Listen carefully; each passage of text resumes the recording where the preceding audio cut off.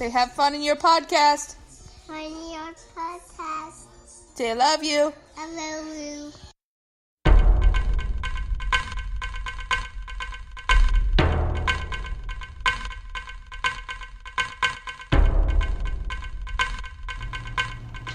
Hey, everybody out there. It's the Negro Rockin' Podcast coming at you.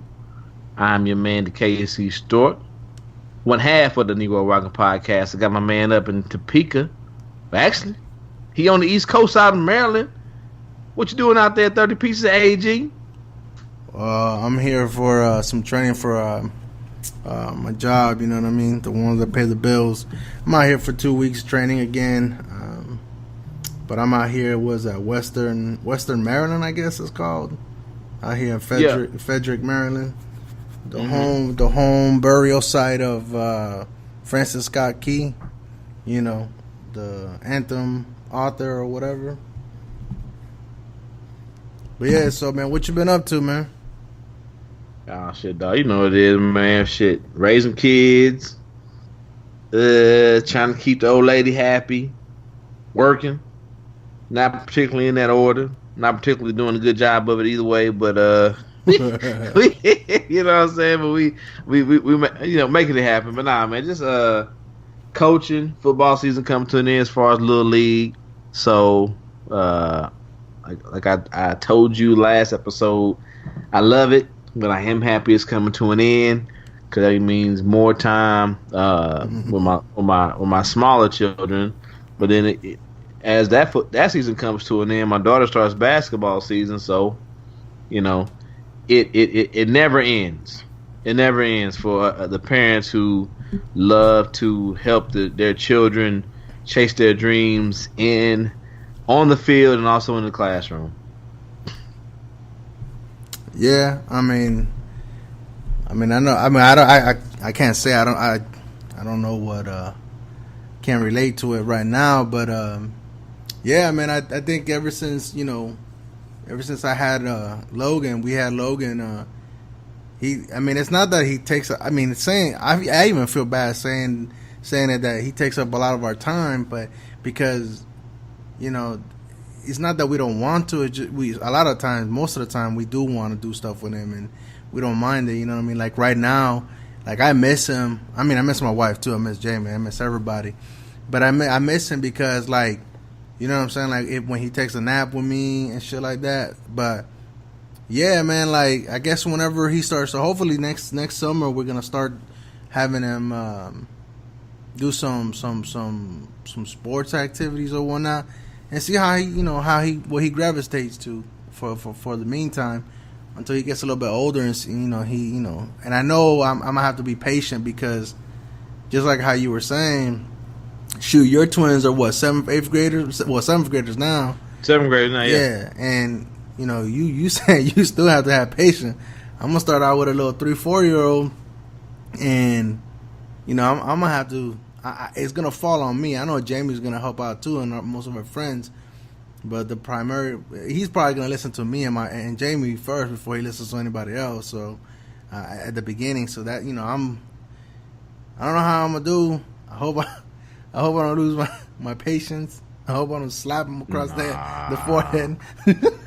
You're not gonna do it. It's gonna be all love. And like I said, but I think for me, but like we talked about, it's like twofold because I'm also coaching. So a lot of times, the things I lose patience on with them is things that we've spent 6 hours on during the week, as far as like game prep and coaching. Cause we do 3 days, 2 hours per 2 hours per day for 3 days, right? So 6 hours before a game given to preparation. So a lot of times my patience comes from not only from them, but also other children who are not my own kids, where it's like, motherfucker, we just spent 6 hours over this very basic thing. I think, and then you also gotta draw it back in. I'm speaking from the mindset of someone who played high school football at a very high level, and then I played high school football at a very high level, and then played college football, I guess, at a medium level, but still play college football. I'm just basically giving myself my own evaluation. So it comes from a mindset of knowing, like, I know what's going to happen. I know what the other team's going to do. I'm sitting here looking at the formation. I'm telling you what's going to happen. But then I also got to look at it from the mind of a kid. Like sometimes, and like a lot of times, you know, kids line up against kids who are bigger than them, faster than them. And a lot of times, a lot of those kids, they don't want to be out there. They're out there because they daddy or their mama or whoever said, we want you to play football. And like I told you I think it was last podcast. I don't know, whatever. I gotta stop saying that. I'm telling you now, the first time I played football was because my stepdad was like, and pardon the language, y'all. This is my daddy's language at that time. Soccer is for fags. Damn. So you're talking about 1980 something, you know. And I hope he would be much more enlightened now. I'm not going to speak for another man, but at that point in time, that's what he said. Soccer's for fags. I want my son to play football. And so my mom, who is married to this man, said, okay, I'll give you 1 year. And if my son don't like football, he going to play soccer the next year. And like I told you, I'm like, wait a minute. So you telling me I can run full speed into other motherfuckers, hurt them possibly, and I don't get yelled at? And the coach said, yeah. Oh, nigga, I was game in. But but I tell that story to say that was me. There are a lot of kids out there who are playing a sport because their parents want them to play that sport. So you got to take all that in. Speaking for me, that's where my frustration comes in at. Kind of like there's a third of those kids that love the game, want to play the game. There's another third of the kids that love the game, but they shouldn't be out there right now anyway because they don't have the athletic ability. And there's another third of the kids who are just out there because mom and dad or mom, whoever, auntie, uncle, whoever said, you need to get your little fat ass out there and do something. Right. So, back to the original point. Sorry, y'all. I think you'll do fine because you'll, like me, I originally got into it before I was a coach, and I wanted my kids to be safe. I wanted them to do something outside of like sitting in the house, just fucking around, whatever. But I think not just football, but sports in general. I think it builds confidence. It builds team. It builds teamwork, loyalty. There's a lot of things that can be learned from sports at a very young age before you get into that classroom, before you get into a lot of other social interactions that I think kids need to be involved in. Yeah, I mean, that's pretty good though. I mean, I guess for me is I'm looking forward to it because, again, it always goes back to like my childhood. Obviously I went to high school but I didn't play sports past middle school. I played rec in rec, and we call them, it's the police athletic league, which is basically we got like the park, PAL or whatever, right, like the park leagues. We played like that's what I played, and I really didn't play high school sports just because even though I was in the gifted and honor classes, like I felt, I got caught up in the freshman hype and freshman year, and I basically failed like out of the 7 classes, I failed 3 classes. So I was always playing catch up, and it was like the core classes. It wasn't like the elective ones or whatever that I can just kind of make up later on. So I never really had the opportunity. I mean, I had the opportunity, but because you can't be like you have to be in your year and not behind to make sure. I mean, I could have had a 2.0, but to play, but because I was behind, I wasn't. My junior year, my sophomore year, I was still considered a freshman. I wasn't considered a sophomore until like the second half of the year. So I was like, and I did want to play football. I wanted to play baseball, but I felt like I got into baseball way too. It was later in life that I got into it, and by that time I was scared of the fucking ball. Fuck all that shit. I ain't even gonna front, bro. I was athletic enough to play in the field or whatever. I know a lot of people probably don't believe me, but well, now I mean my newer friends. Hold on, dog. I saw the picture of you with the cowboy hat on, dog. You was looking slim and trim, bro. No, I was fast, man. I was fast for. And, hey, and I had moves. I had jukes. Hey, tell Jamie to put that shit on Twitter, bro. I'm gonna need you. I'm gonna need you in the cowboy hat, bro, with your shirt off, nigga. Letting them know what Frank Mejia do. No, but yeah, man. I mean, it was fun, but like for me, like I never really had like that adult male figure or whatever to teach me. But right. I did have, the camp counsel, not the park counselors or whatever. They were pretty cool. A lot of them, because like we also had like a little league too that it was like the PAL league, but then we also had a citywide and countywide league that it was kind of like a traveling league. So that one was like, you had to try out for that one. So that was a little bit more competitive, which was nice for football, basketball. What else did we play? Football, basketball. We didn't play baseball, because it wasn't safe enough. So we played softball. We played a bunch of shit too, man. But like I never really in high school, I never really played any sports. Weightlifted, did all that shit. Right. But like with my son though, I guess I'm looking forward to teaching him because I'm also gonna grow.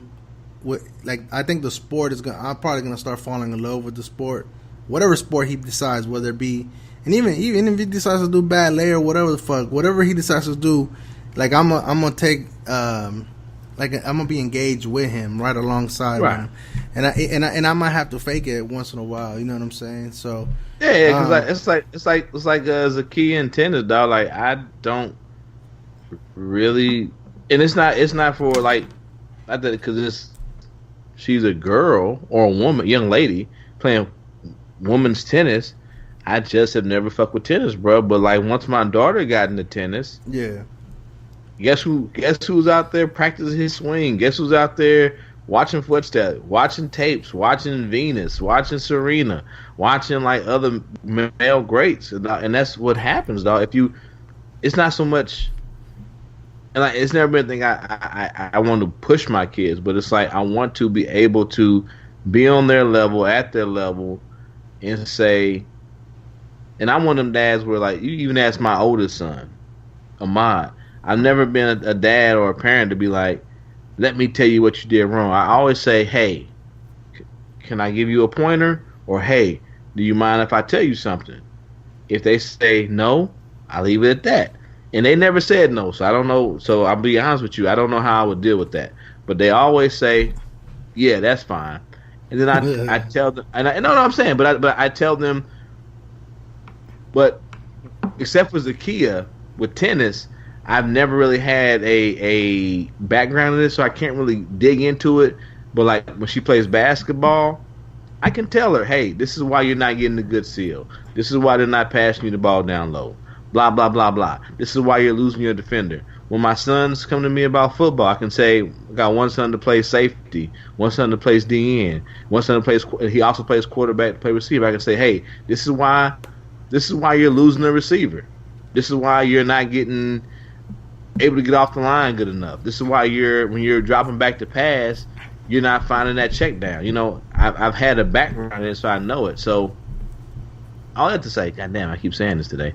All that to say, like, I know you're gonna dig in and you're gonna figure it out. But also, as a father who's a little more advanced when it comes to that sports shit, then what I was alluding to earlier in our conversations, like you really, really don't want to be that dad that pushes, because the kids will come to hate you, even at that young age. Like I remember Ahmad, we had when he was like 13 on these fucking when he was 13, like 11 or 12 on these AAU basketball, bullshit tournaments, getting ready for the national tournaments. You know what I'm saying? You got fathers out there cussing their kids out, bruh. Nah, and I'm like today there was a young man, and true, he made 2 good plays, but he made 1 bad play, and of course it cost us a touchdown, right? Right. And so, and his dad wasn't there. His mom, she there supporting him, but she don't know nothing about football. And I had to, kind of pull him to the side, like, first of all, why are you sad? And he's like, I didn't get depth. He was playing cover 3. You know what cover 3 is. You fuck with football. Cover 3, cornerback and safety got to get deep. And he was like, I got my eyes in the backfield like you told me not to do. I paused for a second, and the receiver beat me deep. They called a touchdown, coach. And I'm like, okay, you know what you did wrong. As a coach, that's all I can ask you to do is to know where you went wrong. And I said, but and then like my players now, they all 12, 13. So I told him, I said, man to man, you 13, I'm 40. Let's talk man to man. Fuck all of that. It's a game. It's a game. It's a fucking game. Yeah. It's a game. It's a game that sometimes allows people to pay you to come to their college and get an education. It's a game that grown men sometimes get paid to make a living off of. But at the end of the fucking day, my man, it's a game. Don't you dare leave this field with all this shit on your shoulders about I let my team down. So I put my arm around him. I said, you know what? Let's take a minute and think. He's like, Coach. I said, no, shut up. If you're talking to me, that means you're not thinking. Take a minute to think. So we shut up for a minute. I said, now, I went through that whole game. I don't know if you did what you did with your 1 minute. You let me know one player on your team that didn't make a mistake. I can't think about it. I said, I'll help you out. I'll name all 14 players on our team by name, and you let me know if they made a mistake or not. He's like, well, I know that everybody made a mistake. I'm like, so why are you so broke up about it? Everybody make a mistake, my man. It don't mean you let the team down. It means you made a mistake. Yeah, I got you.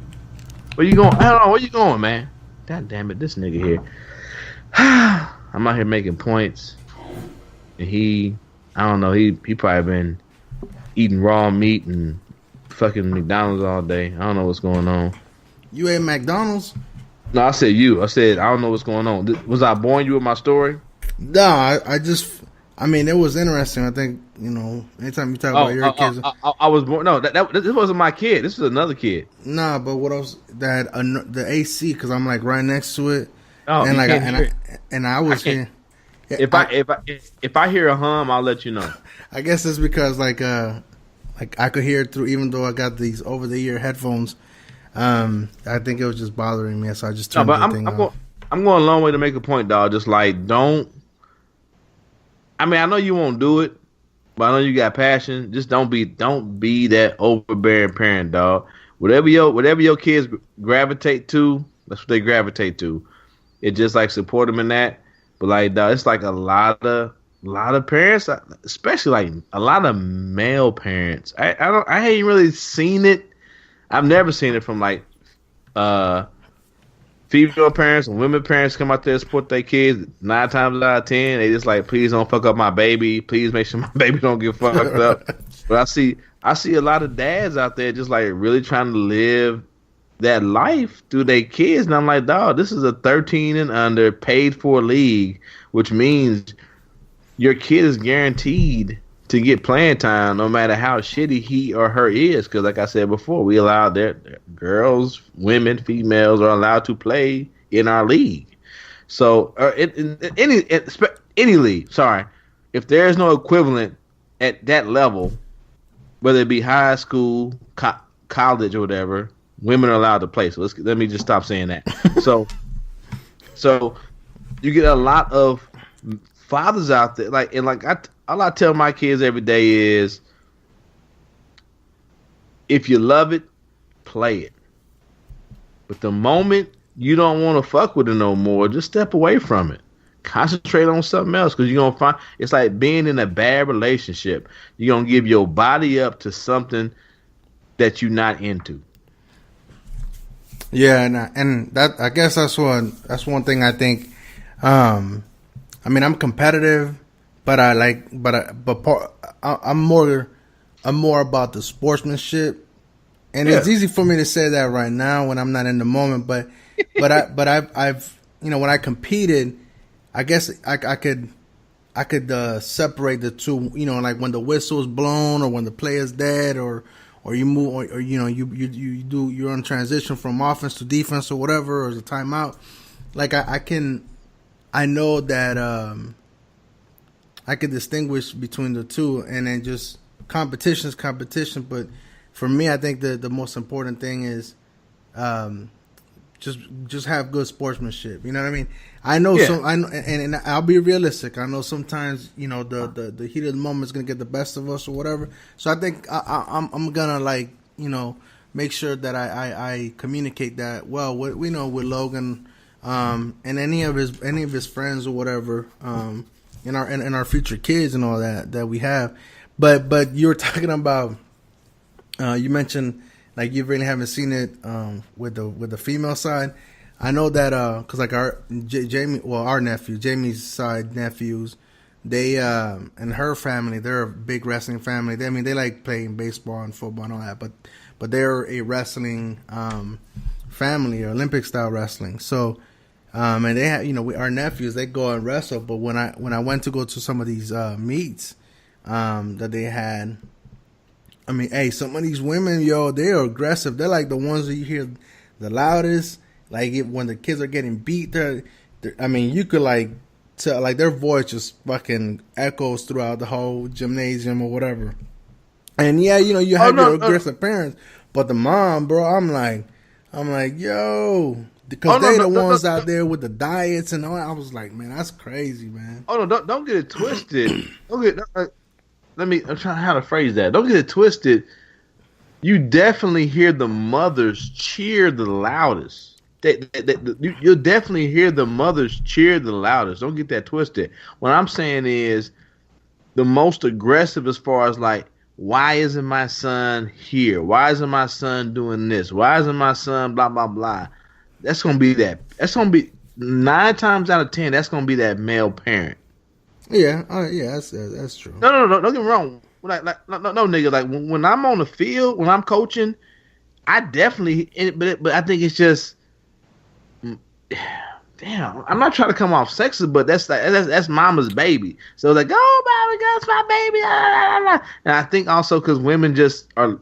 The voice is also at a higher frequency. You hear it more. I'm just saying, bro. Like I tell people all the time, dog. I know the military has more men than women, but when I went from Fort Benning to Fort Sam Houston, nigga, even though there was like only like so many women in my platoon, it sounded like 100 because I went from Fort Benning where we had no women to Fort Sam Houston where we had like 40 women, but it sounded like nothing but women. You know what I'm saying? Right. So of course, you I think Mama Bear always cheers the loudest, right? But Daddy's always over there with his arms crossed trying to figure out why my son ain't getting the ball every time. Even though your son run a fucking 5'5", nigga. It's like, you'll see it, bro. It's hard to explain. But this also goes to like, it's like a perfect segue what we was talking to. Like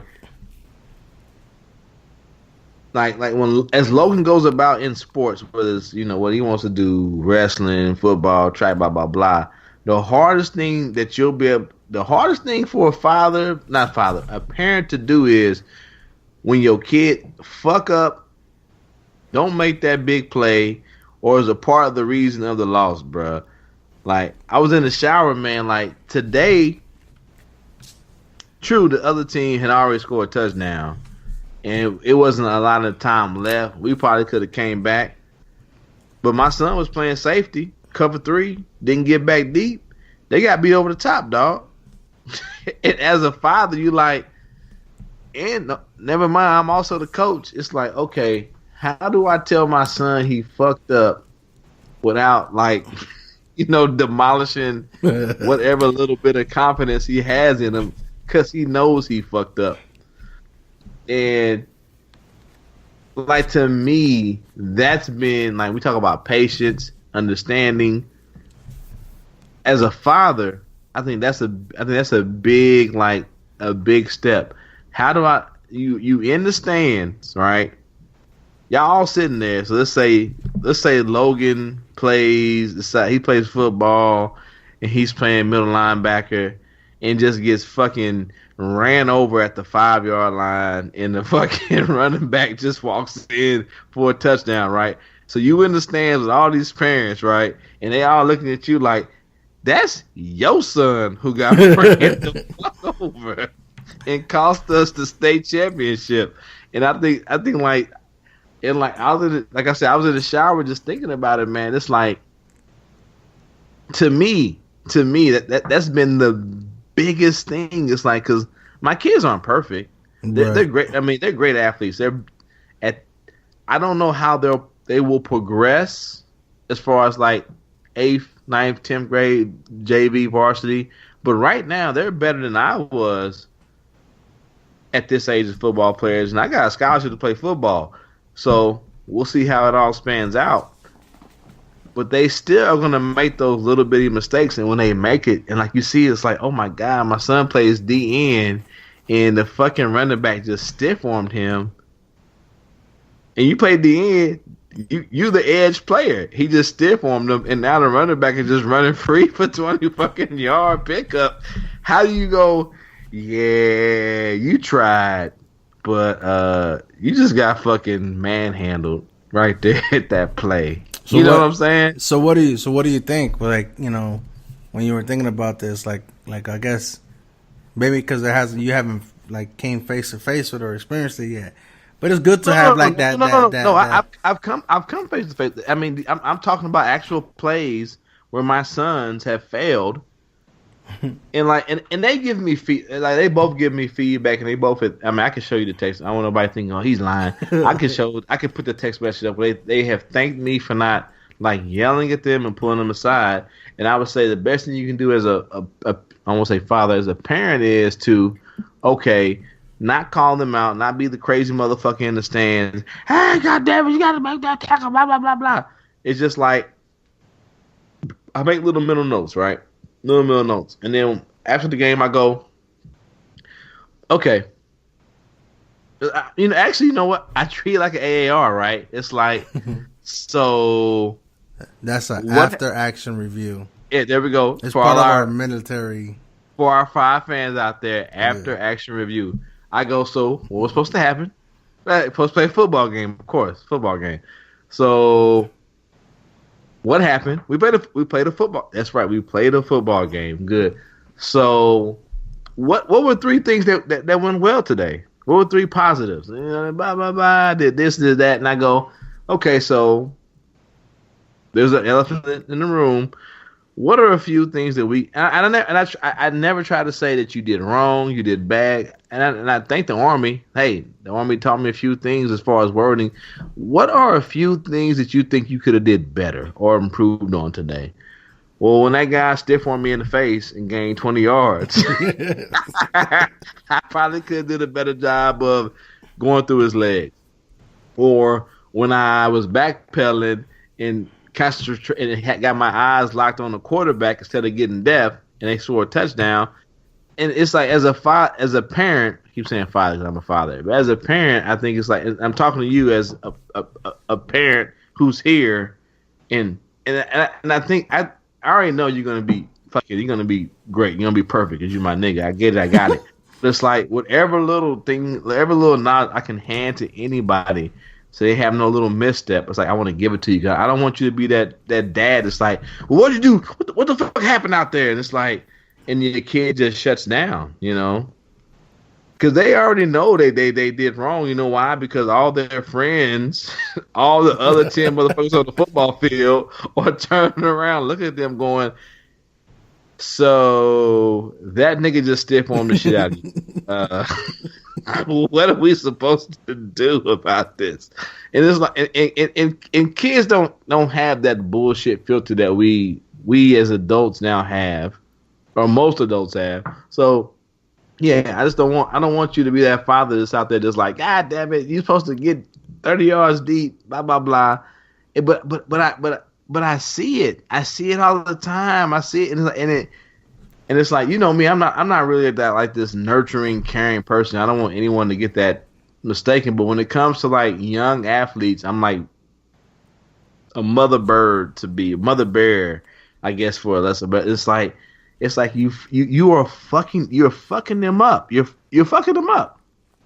You're taking all their whatever little confidence they have, and you just undermining it by this talk right now. That you're talking about 12-year-olds. 12-year-olds have no concept of football. I'm sorry, they don't. That's why we make it so simple for them. And to be honest, most 30-year-olds or 40, you've talked to 30 or 40-year-olds, man. Most of them have no concept of football. They don't know the ins and outs. They just know that a nigga gets the ball and he gets into the end zone sometimes, and the other team is supposed to stop them. They have no concept of X's and O's. And like even my own, we talked about this. Even my own coaches I talk to, I'm like, you don't know what the fuck you're talking about. It really. You can have your heart in the right place, but when it comes to young athletes, you really, really, really, really. The overall theme from all this is, and I know you'll do well as a father, but not just your son. Because, like I said, I brought that story of that other young man up to say you got to look out for the other players too out there, because a lot of their fathers ain't on that level, a lot of their mothers ain't on that level, and it's a lot of young men out there who are going to be great high school players, good college players, or just good high school players who are going to give up on a sport, whether it be soccer, football, hockey, basketball, whatever the fuck, because they got parents that don't know shit. And they just out there telling their children they fucked up. And like I said, while I was in the shower, I was thinking about that, man. I got like a lot of parents out there that say they probably do mean well.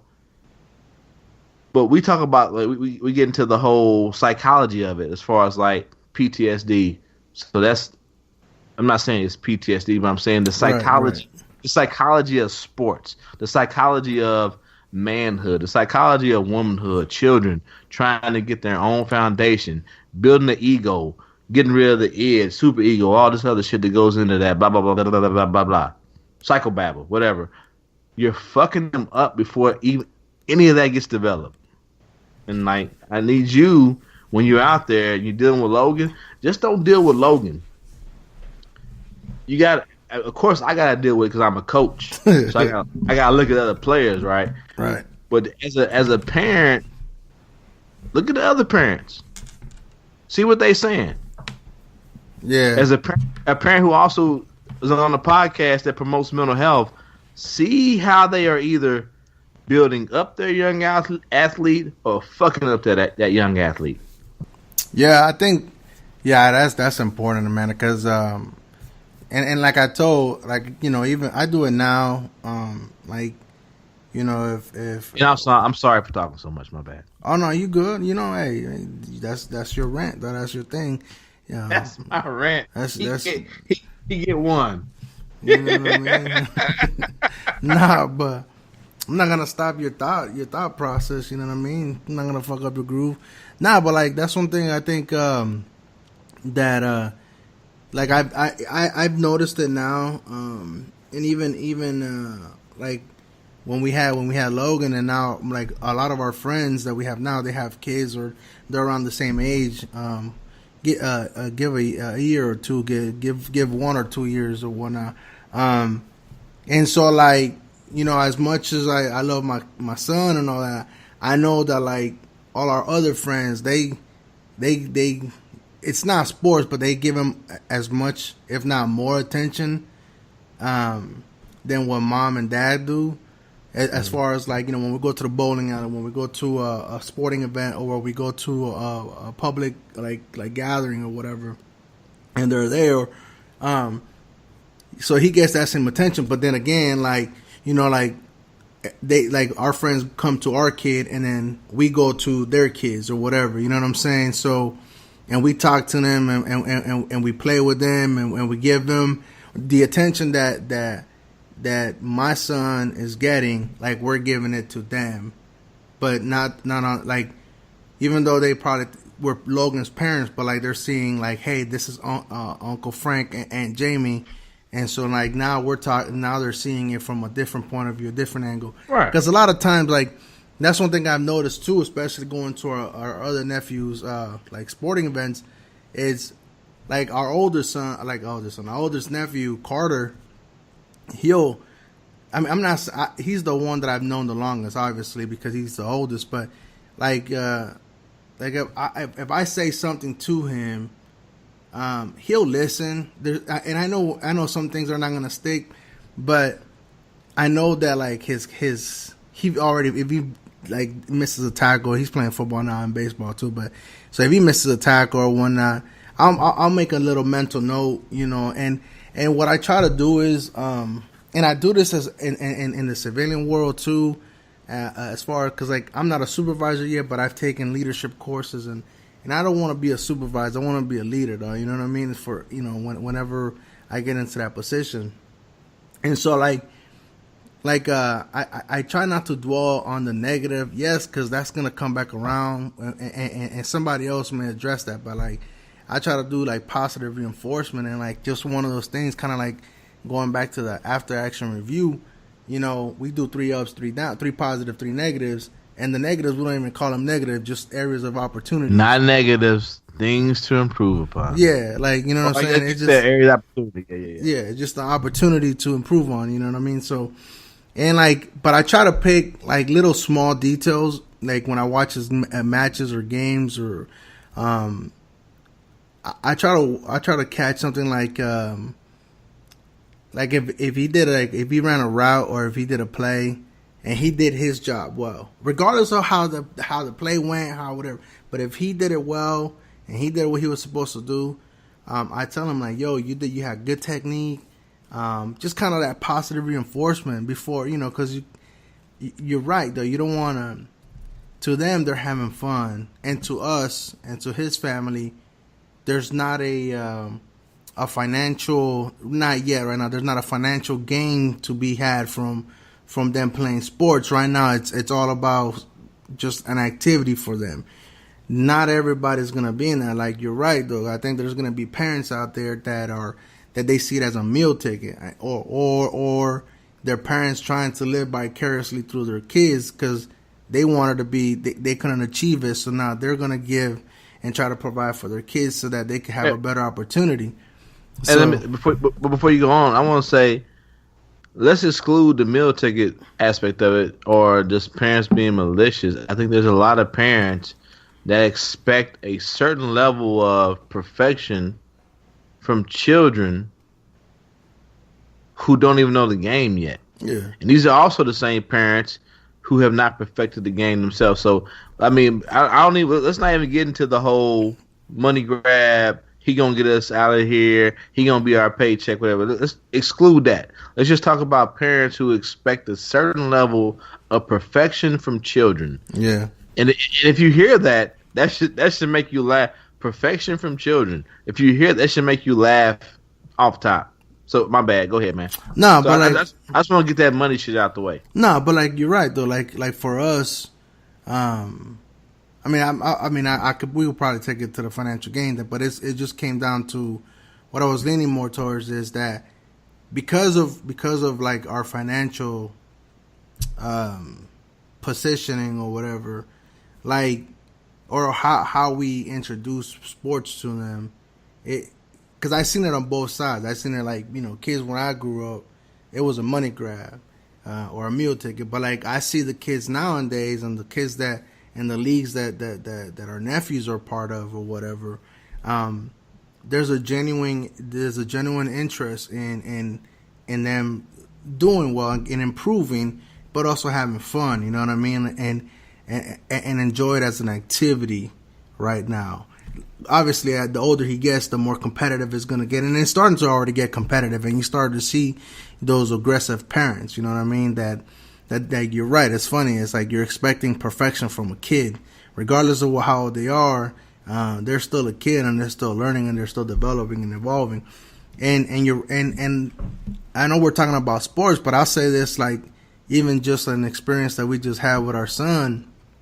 And I don't know how you're gonna tackle it, because your situation have been different with your kids or whatnot, and now you finally have your two kids under your roof. That experience is gonna be a little bit different from you, even though you already had 4 other kids or whatnot. But like with our son, I try not to push him. Like I've said it since day one. Like whatever, like I'm gonna move at his pace. I'm not gonna try to accelerate him, and I may be like I may be causing a little bit of harm towards him for his development.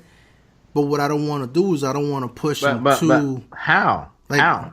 Like in other words, that's what I'm saying. Like what I don't want to do is I don't want to push him too fast. No, but soon. I'm saying, but how are you? So one of the things, if I don't push him to play a sport, how does that cause harm to him? Well, no. As long as you go ahead, my bad. What I'm saying is like with our kids, like with parents, like I feel like before we even had Logan, I felt like parents, when they had their kids, they were ready to get him out of diapers. They were ready for the kid to talk, getting ready for the kid to walk. You talking about overall potty train? And I'm like, yo, your kid is only like 6 months old. I understand that you want to teach him and introduce him to words, colors, and distinguish them between them, and then getting him out of diapers and walk and crawl. But people have turned. But that goes like it's all people have turned. I hate cutting you off because like these thoughts come to me. People have turned child rearing into a sport. Like you always hear it. Well, my child was walking at this age. My child was talking at this age, and my child was stopped shitting in the toilet in his diaper at this age. And it's like, okay, and hopefully your little nigga don't. And sometimes we're like, well, hopefully this little nigga don't grow up to be a fucking motherfucking serial killer. Right. Then what? Then I'll be like, well, your child was killing bitches before my child. Then you'd be mad at me. Yeah, and like that's what I'm saying. I think because like between me and you having a kid so close to age, I can't recall a conversation that I said, hey man, my kid just started walking. I like so and so. I just said, hey, he started walking. It just fucking blew my mind, because that's like, it's not a competition. You know what I mean? And I'm not gonna make it one. But it happens on its own. Like it literally seems like one day Grant decided to like, okay, here's this toy. I'm gonna grab it and I'm gonna walk around. And the only reason why it wasn't because he was walking, because he's doing that ba ba ba ba ba ba as he's walking. But it's like it's not a competition, dog. It shouldn't be. If we friends, if we families, if we loved ones, if we really fuck with each other, the competition comes from building the family. Yeah. And that shouldn't be I want, like, for my sister who just had her first baby. I don't know if it'll be her last baby. My first nigga, I'm like officially like, Dame is my hood, my nigga brother. You my hood, my nigga brother. So I got nephews out there. I got my nephew Logan. I got my nephew, not my nephew. Shit, I got my niece Mejia out there. You know what I'm saying? So I'm a hood uncle, but my sister by blood just had. So I'm a official uncle, but it don't mean no more to me. Like if Logan ain't right, I ain't right. If Maya ain't right, I don't feel right. My man 50 grand, Jerome, him with his son going through some things, you know what I'm saying? So I feel for that. So I would never be looking at what him and his wife going through with his son. I would never get on some competition shit, dog. Yeah. And when niggas hit me up with that, like, well, my son doing this, my son doing that, and it's like, okay. I usually hit niggas up. My daughter got a 32 on her ACT when she was in 9th grade. Holla at your boy. Right. It's like, and most niggas go, hold on, 9th graders take ACTs? You know what I'm saying? So we it's not a pissing match. Especially when we talking about from 7 through high school. Let me know what your kid doing when they 30. Right. Are they still in your basement? Have they murdered women or men and burnt puppies up? I mean, let me know what your kid doing at 30, nigga. Let's not. Right now, it should be about building a community. Yeah. And whatever. And that's what I think. Like, I think that my approach, time is only going to tell if it's right. And like I said, it's going to be developing, and it's going to evolve, and I'm going to see what is going to be trial and error for me too. I'm learning, and my wife is learning. But one thing I told her, I was like, we understand that, like, that body movement, the muscles, you know what I'm saying? So yeah, we kind of, we assisted him in crawling and walking or whatever, but we knew, at least for me, and I told Jamie too, it's like, hey, remember, let's not push it because we don't want to have a setback. If it takes him a year and a half to walk, it takes him a year and a half. I understand, and I told Jamie, and I said, we have to fight the urge not to compare him to kids at similar ages, regardless of how embarrassing it might be or feel, whatever. We have to fight that urge and just let him develop. Let's assist him in whatever we can, but let's help him develop. Let him, and like let's not accelerate the process any quicker, because I feel like that's gonna do more harm. Yeah, and that's kind of the same approach that I've taken. Like, even talking to our nephews and just talking to our friends and family and just employee relations or whatnot. Like, that's what I always like think of, like, the old saying of like, oh, how would I want to be talked to the way? But it's one of those things, like, having a kid, yeah, he started walking, and then he started making noises, and so we knew that he was ready to start communicating or whatever. So we kind of, we encouraged it, we assisted him and everything, but we pushed him, but we didn't like push him too hard or too fast. And when we had, like, a couple months ago, when we had the next goal was to get him potty trained. We tried it. We thought he was ready, but because he had shown some signs, but at the same time, we noticed that he wasn't fully ready. I think in our mind we wanted him to be ready or whatnot, because that would have been the next milestone or whatnot. But I'm glad that we it was difficult, but I'm glad we stepped back and we let right, because you don't want to introduce shame into that. Yeah, and so what happened? I mean, it literally was just, we always talked about it. Hey, we always said, like, hey, we'll start it here, we'll start it there, we kind of set goals for ourselves, milestones for us too as parents. But I mean, it was from one day to the next. It's like he woke up. I mean, we fell asleep, nothing changed. He was in diapers. He woke up, he didn't, wet himself throughout the night. He got up at 8:15 in the morning. I still remember, and said, I need to go potty. I was like, all right, let's go. And, put his diaper. I checked it. He was in the potty. He had his, pee-pee down, and his diaper was dry. I was like, what? And so, at that time we still kept him in diaper off and on. When in the week, that was during the weekdays. So in the weekend, we kind of, tried, did the pull-up thing and everything. But I mean, it was literally at his pace, and I was like, and that just kind of like validated our approach. Is like, and kind of like in everything else in sports too. It's like, we have to remember, just like you said. But I was about to say, isn't that amazing how it all equates back to the whole shaming aspect of it? Not wanting to shame your kid because of your expectation. Mm-hmm. I mean, sure, you want to set boundaries and you want to have a goal. It shouldn't just be my kids running barefoot doing what they want to do at all point in times.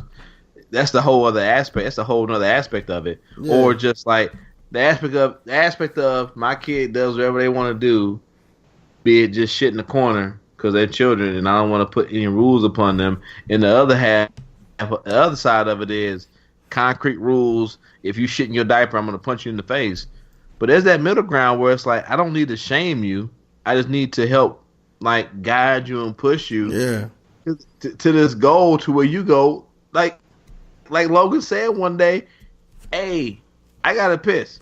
You know, basically what he said, I got to piss, and I now realize that I don't have to piss on myself. Right. Could you please open the door so I can go piss? Right. And that's the goal we want. It ain't got to be shameful. It's just a nudge and guidance. That's all.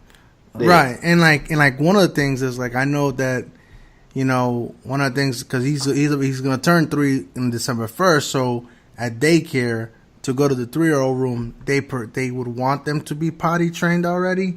So, you know, because they'll be with 4 and 5-year-olds there, or 3, 4, and 5-year-olds that are not at preschool age yet, or not at preschool, like, you know, that cutoff date or whatever. Right. So like, you know, and that way they don't, because, you know, if they're in diapers, you know, that's kind of, it might fuck with their mindset or whatever. But and like right now in the classroom, actually, it's nothing to do with the children. If they have diapers on, that's more for the attendant to have to deal with. That's why you get charged more. Oh, it's gonna go down though. It's supposed to. No. Hear what I'm saying?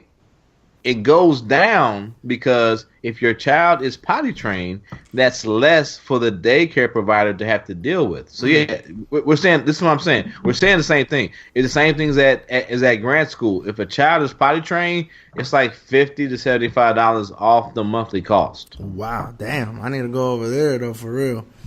No, yeah. but like, so like, you know, so once he turned 2, we knew that at some point we were gonna have to tackle this potty training thing. We're both brand new parents. You know, people are gonna give us advice and all that stuff, and we welcome it all. But we also knew that kids in his class were gonna have that same thing. Parents were gonna go through the same struggle. Granted, I see like kids that have been that were just before they were gonna turn 2 already potty trained. In my air quotes, because I know you can't see them. Potty trained with my air quotes on. No, we heard it. We heard it. All they motherfucking they consider, I don't know what you consider potty trained, but apparently it's not a across the board definition. I think it fluctuates. It's not there's not a universal. You about to, because I've been through it. So dealing with my own children, now I got Grant about to hit that. I mean, they're up until about I'll say about 7 or 8, you're gonna have accidents, right? Right. It's just a count. You can't have. I mean, I don't know how many times. It wasn't a lot, but like as a kid, or the boys like literally pissed in the back of my car because it's like you are potty trained, but I think children think I can make it. They don't say anything, right? Because also children are humans, and no one wants to be a burden to say, hey man, could you pull over so I can go piss real quick? And they go, I can make it home, but also. Children think, okay, and children a lot of times know where home is at. So like, here we are. I know home is 5 minutes away, but children they don't know how to account for traffic, stoplights, or yeah. Here we are. I know we're at this particular Burger King, and Burger King is 5 minutes away from the house. I don't know why now it's 10 minutes later. And we're not fucking home. Right. The concept of time is not in their mind yet. Now I just piss myself. Right. But it happens. So I think, and you're right. It's like, I never thought about that. I don't know what the definition of potty trained is. I don't know, because at that age, it's like I don't know what the acceptable amount of I pissed on myself. Well, that's I mean, that's what it is. Like, is it like, okay, you only piss yourself once a day, twice a day? Yeah, like for me, potty training, it's like, yo, you can go, you can pull your pants down, go potty, go pee, obviously you need help with wiping or whatever, but you can distinguish when you. But even you just said pee. A lot of children, like you've noticed with Logan, the pissing part is the easy part. It's the shitting part that a lot of children have problems with. Like it's like that's what with Grant. It's like he knows when he got to piss, but hey dog, he be like, "Is that a fart or do I got to shit, dog?" It's been a couple times. It's been a couple times he be like, he let a fart off, like, I'm poopy. I'm poopy. And then he'll wait a minute, he'll be like, oh, I'm okay. I'm okay. Yeah, we've had that. That's what I'm saying. Like I even to us, we still consider, like right now he's for lack of universal term or definition of potty trained, he is, quote unquote, air quotes, that he is potty trained. Like he wears diaper at nighttime or a nighttime diaper, but he holds it through the night, and I'm like, I'm amazed by that shit. I'm like, I gotta get up at 3 hours in and go pee. Like I hate holding that shit like that, but like. For me, we feel comfortable. Even nowadays, like we'll head up like the school or the daycare or if I'm with him or whatever, we're always like, hey, should we put a diaper on or this and that? Like if we're going to a long distance or we're going away from the house, like should we? But we kind of let him, kind of dictate a little bit, see how his comfort level is. And so anyway, getting back to the daycare.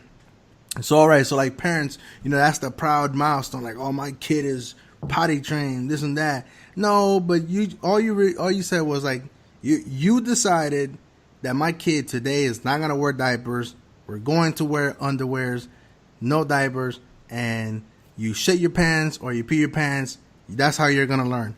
And I'm like, what the? That's insanity, bro. Like. Hey, welcome to the club, bro. And I'm like, I look at other parents, like all the other parents are like, yeah, my kid, and I talk to, like, we interact, like even the director of our daycare, like we don't mean to do it, but like if they ask for something, we give it, we don't wait on it, we just do it right then and there. We're not religious, and we're not like, we're not hanging around the church or the daycare or whatever. But like if there's an activity going on and they would like one or two of the parents to show up, then we make efforts and we're there, or if there's like art craft day or whatever, we're having an active role in what he does. You know what I mean? So part of that, I think it's kind of communicating with the people that are watching our son for 8 to 9 hours of the day. And they're interacting. Like we ask them, hey, how's he doing? What are you noticing? This is what we're going on in our house. What are you guys noticing? And this and that. But like, for the most part, yeah, he's a big, Logan. He's one of the bigger kids in his age group or whatever.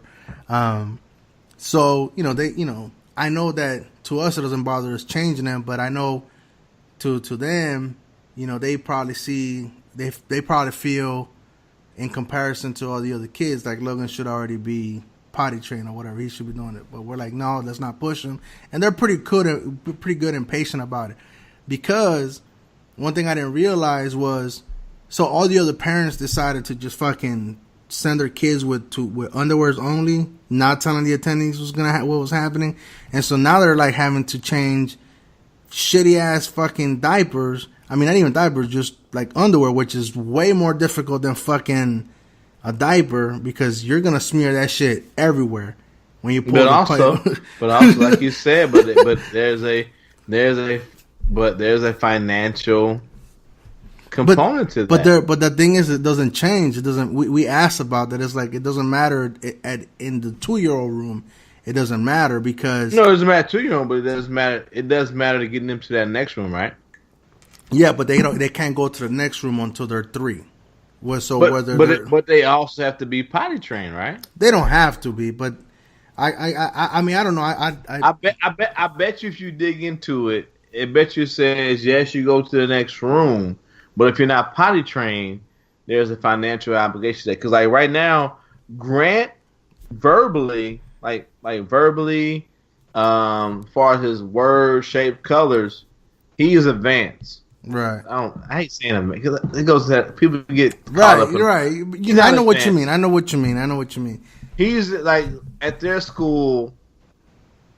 He's probably a year to 6 months more than what the other kids were in his other classroom. So they came to us and said, "Hey, they came to us. We didn't say do this. They came to us and said, "Hey, we want to put Grant in this other classroom. Yes, the kids will be bigger. Some of them will be more advanced. But we feel that if he stays in the other classroom, he's just going to linger, right? Right. Because he knows all his primary shapes, primary colors, blah, blah, blah, blah, this, and that. But Grant's not fully potty trained, right? Right. But so they also, at this particular daycare we go to now, they say, hey, once your kid is potty trained, I say that, I let that nigga quotes, potty trained, that's quotes, right? Out there, the 5 people that listen, when you hear that pause followed by potty trained or whatever the fuck, they're air quotes. They say, there's I don't know what the money. I gotta ask Maury because you know what, the women in the house always handle the money. I get paid and I send money to her and bills get paid and shit happens. I don't know. The lights are still on, nigga. I don't know. And she ain't left. Me yet. That's all. Nigga. That's all I know. So there is a financial burden put upon the school or the daycare if your child is not potty trained. So that means that once your child is potty trained, you pay less money. Right. So all I know is right now Grant is in this upper echelon class where he's supposed to get more education, but we still pay the same amount because he's not potty trained. And once he's potty trained, we'll pay less money. I don't know. Like I said, nigga, that's a whole daycare could be a whole nother podcast, nigga. I don't know the hustle. Right. I don't get it. I don't get it. I don't understand it. All I know is for some odd reason, even though the same amount of little niggas are there, for some reason, once these little niggas stop shitting on themselves, it's less money. Even though there's 10 little niggas there, for some odd reason, once 10 niggas stop shitting on themselves, it's less money. Explain it to me. Yeah, but I think it goes. I think it has to do how the size of the classroom and how many attendants. No. No, I get the size of the class. I get the size of the classroom and attendance. So that's why I get that. That's why there's a whole thing as far as like you can't bring your child to daycare after a certain amount of time because most daycares say at this time we have 10, let's say 20 students. Right. So we need 5 workers, right? Mm-hmm. So we told 2 workers they can't come in. So you can't bring your child in after this time.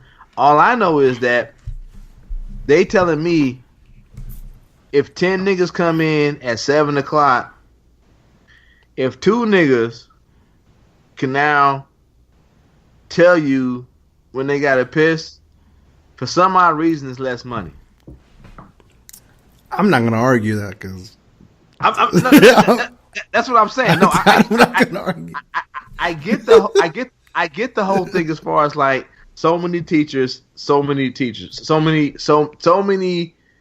you want to call them teachers, para-teachers, whatever you want to call them. I'm not going to get to you about that shit. Right. Whatever you want to call them. So I get it. If it's an infant room, you got to have more providers for infants. Right. And as they go up in ages, they require less supervision. Yeah.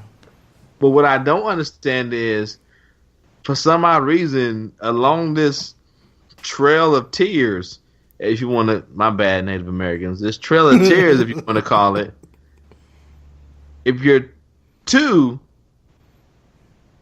but you're 2, and now I can say I'm officially potty trained, it's less money. That's all I'm saying, bro. Yeah, I mean, it's less money, but there's more kids can be included now. So instead of like, let's say 4 people. But why? I don't know, man. It's a hustle. 2-year-olds and 2-year-olds, my nigga. Yeah, but 2-year-olds hey, look, climbing. I think it comes down to, look, if there's 10 infants, I want three people in there. If there's like no. We're agreeing on the same thing. Okay. All right. The age should require less supervision. We are agreeing on the same thing. Right, that's fine. We're agreeing on that. But what I'm trying to figure out is why. So, fuck 2. Let's say it's a room of 3-year-olds. If 3 of the 6 3-year-olds can now say we are officially potty trained, I think we got the episode name. Why is it less money for 3 of the 6? I don't know. I guess it's because there's more. Like, instead of being limited, I guess the amount of like, because you know why the providers, the minimum providers number goes down, but the number of kids that can be in the classroom goes up. So why? Now, what are you? I don't fucking know why. They're just self-sustaining. I don't know. You sound like niggas on Twitter and Facebook. You know, we can talk about. Yeah. You know, anyway, you just fucking let's move to another segment. Derail my whole motherfucking. Anyway, so going back to the potty train shit.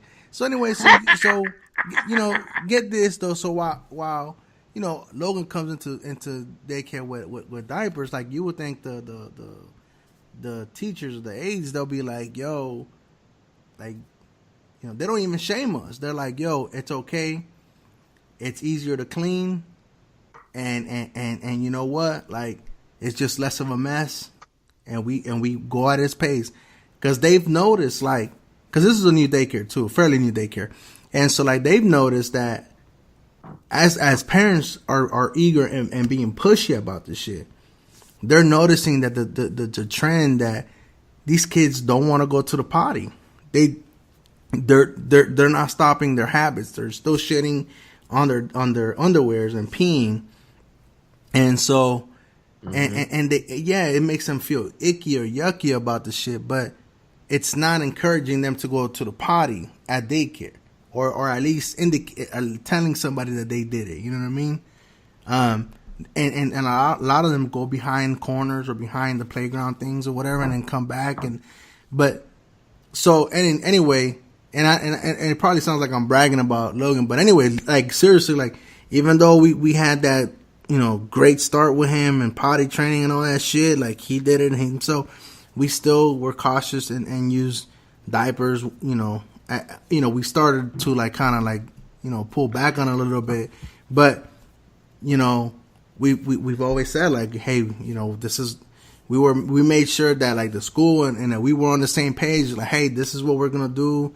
And he had one accident the first day, and it was a pee accident. It wasn't poopy or nothing. Hey, nigga, you know how many accidents I have as a grown man after being fucking blackout drunk? Hey, if you interrupt me one more fucking time and not let me get this story through, motherfucker, I swear. Are you laughing though? So anyway, Are you laughing? Logan, like, now, from being one of the not the last one to learn to be potty trained or whatever, but one of the last ones or whatever to be one. So he's now he tells the aides, like, when it, you know, he has no accidents at daycare, and like at home he asks us, like, so and so poopy, daddy, and like now we're having to answer the question, like, why. And like now we have parents coming to us and like, what did you guys do? What was the trick? I'm like, to be honest, he just woke up one day and he decided, and it just happened to be that either Jamie or myself, we were there to catch it, and maybe if we weren't there, or if it was a different day, it probably would have set him back a little bit more. You know what I mean? I don't fucking know the trick, but it's just it's guidance, push without the shame, right? Yeah, and I think that's seeing how how, with his walking, his talking, and how he interacts, and now with him being quote unquote air potty trained, we still take precautions. I mean, we still carry diapers with us. I mean, if we go on long trips, we've even gone to the extent of having an empty water bottle in his diaper bag, because if we can't get down and there's not a bathroom or whatever, we do have a potty. If we don't want to put him in a diaper, we have a bottle that he can pee on. He's done it one or twice already. He's been successful, and I guess that's the same approach going back to with the sports. I think that's what I'm like. How we're gonna be is we're gonna see how much he picks up, how much he learns, and then we're also gonna encourage him. We're gonna push him a little bit, but not to the brink, because I feel like but you have to, as a parent, there has to be. I mean, and that's the hard part of it, though. It's like there has to be a little. You gotta be a little bit of push, especially like with all my. Was the kid? The kid is like, she's a different beast. It's like, I can't even tell it, but cause when she gets into something, she gets into something. But like, even with a mind loves basketball, but I still have had to apply a little bit of push. It's like, is this what you love? And like, yeah, but sometimes when you're out there on the court, I can't tell. He's like, yeah, I do love it, and it's like, you gotta get the right amount of motivation as a parent, but at the same point in time, you don't want to feel like you're forcing a kid to do something. So I mean, it's a hard mix. Like the kids, like I said, my daughter, like I don't know, maybe that's just women. I don't know, but my daughter is very different to where she is like, if I love it, like she's like a fucking pit bull, nigga. Like if I love it, I love it. I dig into it and I apply she may not be the best at it, but she gives her all to it. You know what I'm saying? So it's very weird. It's very weird. Like I said, but as a parent though,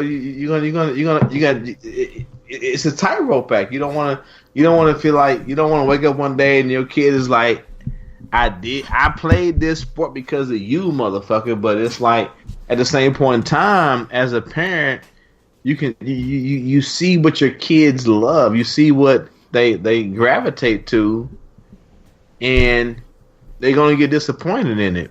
So you gotta walk in that fine line of, is my kid disappointed, and that's why they being so blase about this, or they just don't really want to fuck with this no more. You know what I'm saying? Yeah, I mean, I think the moral story is going to be, hey, I think, there's not a real there's not a real science. I mean, there probably is a science to it, but there's a lot of correlations, no science, but I guess correlation is a science, but there we go. But I guess, like, going forward, I think, for us, I think it's just time is really just going to give us the end result, and let us know if we were successful or not. But anything short of murdering people, I think it will be successful, though. No, I think Logan will be I think Logan will be. I don't know. I think Logan will be very successful. I'm sorry I cut you off, but it's like you that I feel like I'm that old nigga on the mountain, and you about to be on this mountain with me, and it's like I got one kid in college playing a sport that he loves, and like I said, he don't listen to the podcast. None of my kids listen to my podcast. They probably this nigga just on here talking about old nigga shit.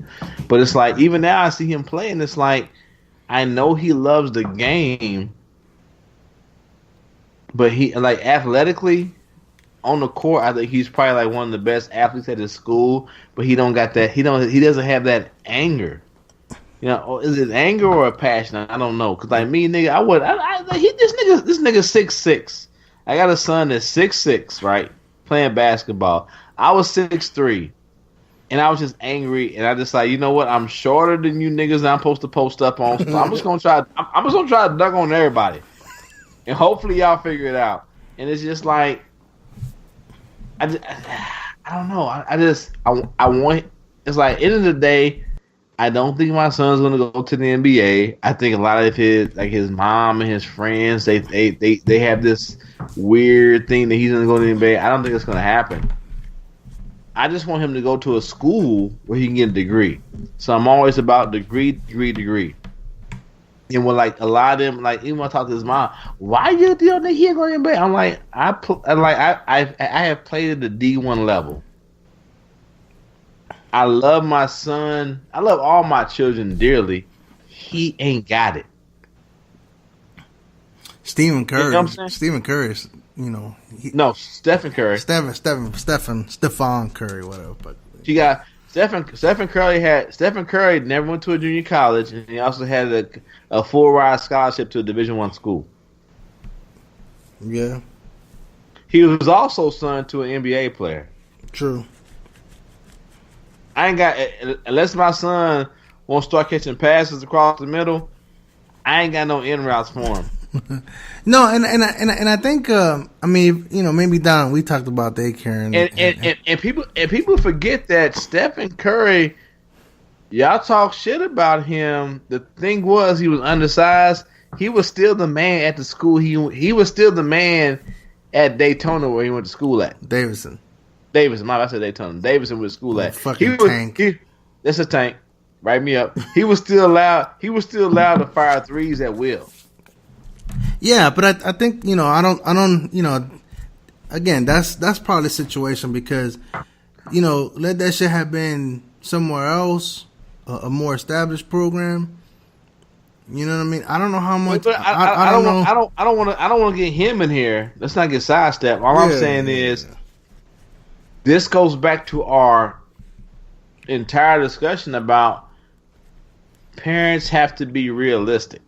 And it goes back to letting the one thing, and I say this, and I think this is what I got. I'm gonna toot my own horn a little bit about it, but it's not a proud moment of tooting my own horn.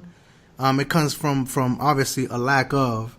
I think because going back, I didn't have your quote unquote normal childhood. I had to grow up faster and mature supposedly faster than than most 9 and 10-year-olds or whatever. Like, I don't want my kid to go through that shit. And me and my son, and we talked about this here, and me and Jamie talked about it. Like, the shit that I went through, there is no fucking way my kid is gonna go through or experience. I know that my kid is not gonna have the same experience as I did. So do I expect him to be me? Hell no. Do I want him to be better than me? Of course. Every parent wants their kids to be better than them.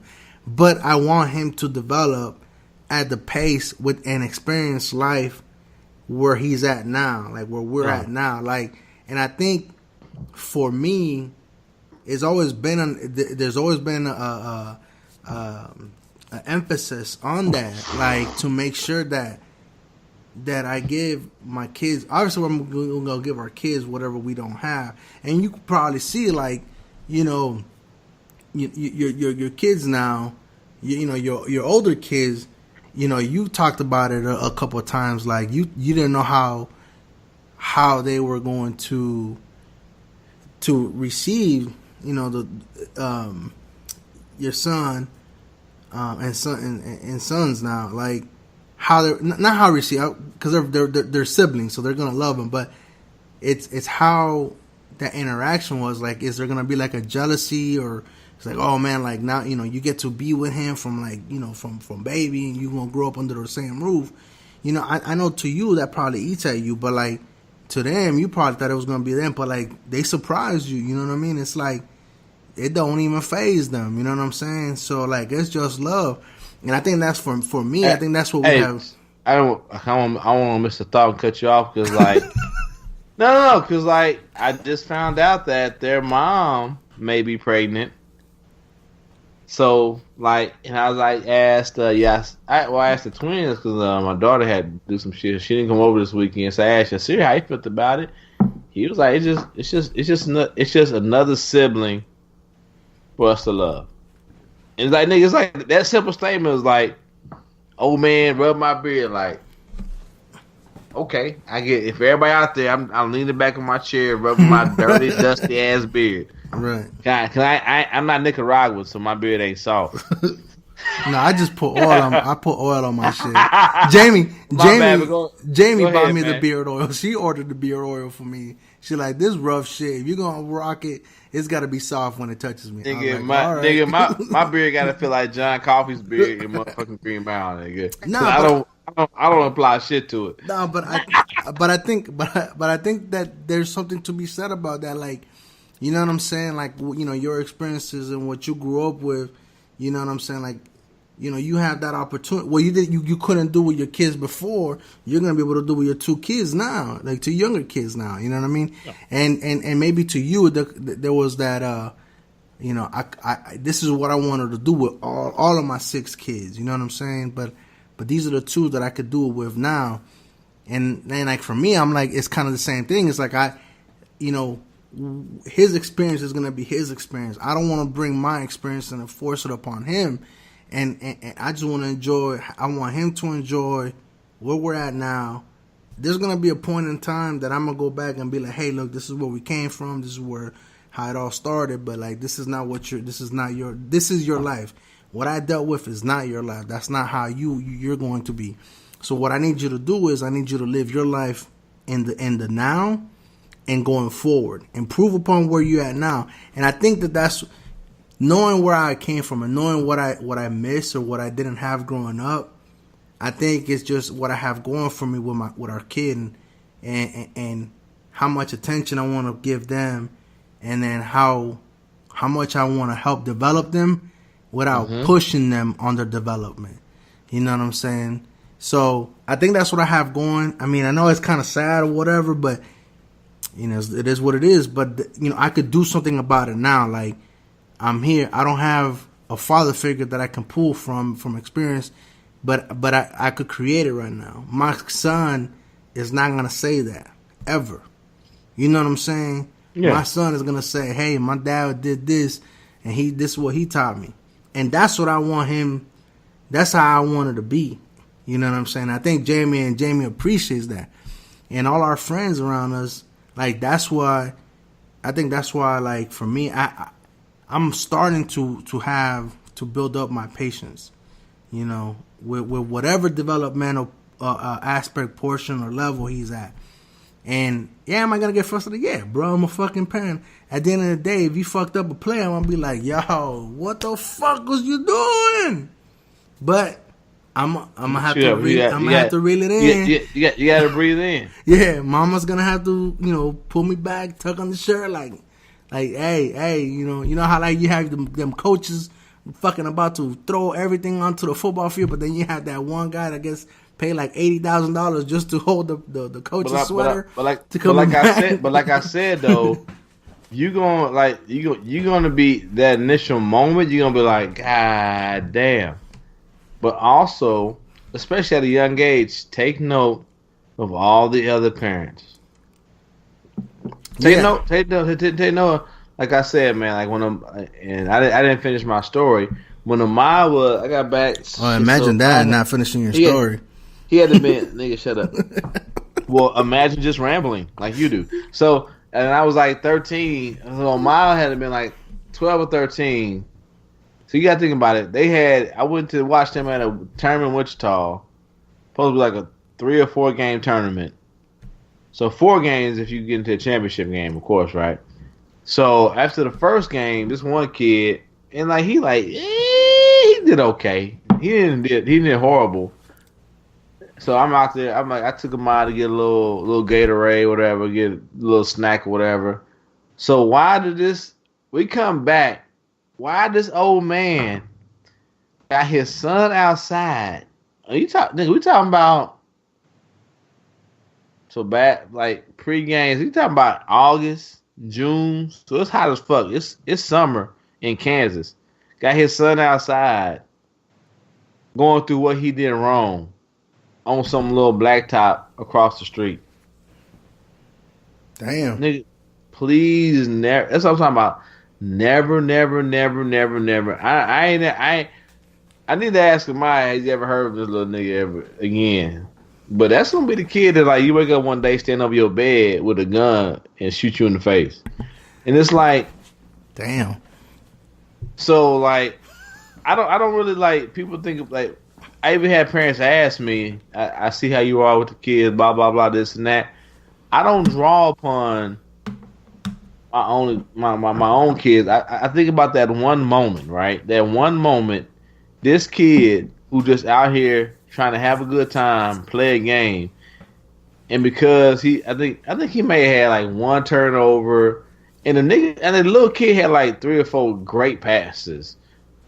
So overall, he had a pretty decent game for a fucking 12, 13-year-old. I can't remember the exact age. But now here I am outside in the heat with my dad going over plays, and now I got to go back inside this hot ass gym, knowing good and goddamn well I may have 3 more games to play today, right? Right. And I'm saying, and it's like I tell people that story all the time. It's just like, don't be that parent. You gonna. And hopefully we can move on to another segment after this. Just don't be that parent, dog. Just don't. I know that. Like, can you imagine how many athletes, male and female, out there that just said, "Fuck this," because their parents are fucking assholes. Yeah, I mean, yeah, man. Like, and I think. And I guess this will be my final thought on this. It's like, you know how like we see, and I hate this. I mean, it's just gonna come out bad, and I'm not racist. Whatever, you know. But like, you know, when we see like how when you get to like championship football or the playoffs or whatever, in college or in the NFL, there's like that story that people want to like, you know, sell you to, you know, before the big game or whatever. Like usually it's like a black kid that was adopted by a white family that gave him everything, and they have a loving family and shit, or something like that. Or you have like the typical all-American white family with the 2-parent household with the 2.5 kids or whatever the fuck, and so like, and we say like, yo, of course, like, of course you just. You know, you had everything growing up. Your parents gave you everything. You had the resources.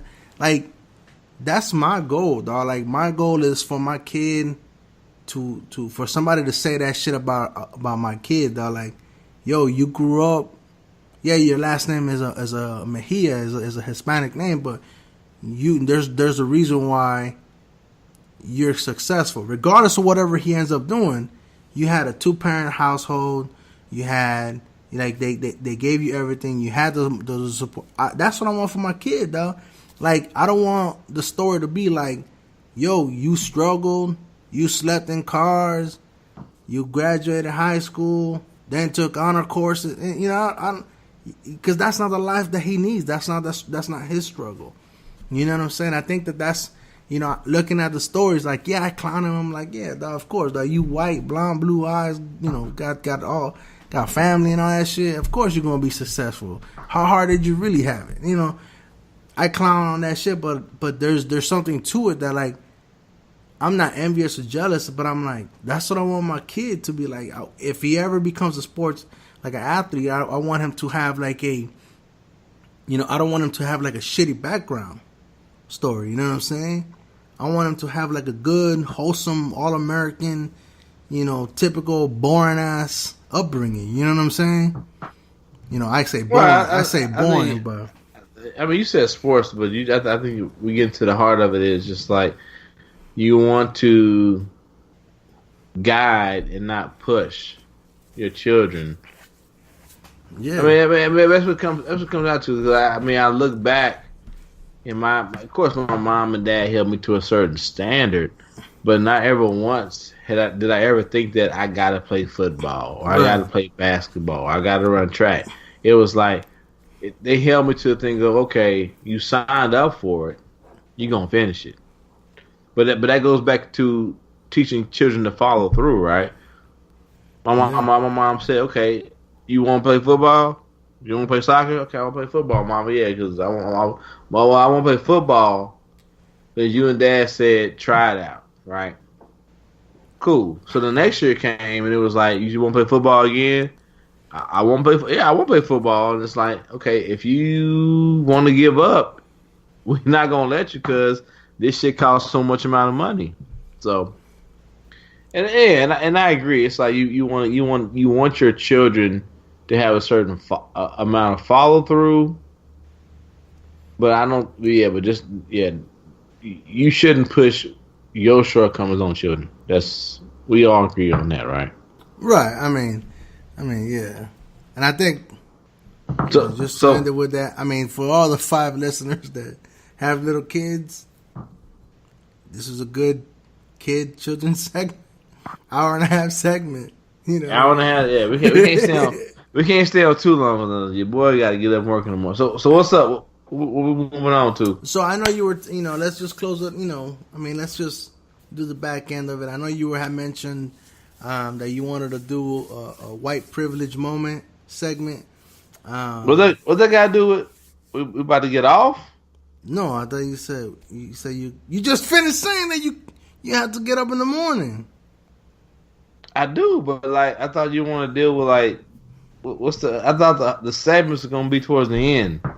Oh, okay, that's fine. Well, I mean, I think this was part of like our, I know we want to always tie it back into mental behavioral health, and I think you know what we're gonna talk about. Let's leave mental health for the end, and we talk about my bad. We'll talk about other shit. No, I'm just saying you didn't like. We already talked about great moments in white privilege, and like it's nowhere on your sheet. Okay, but I mean. First of all, our talking points was like that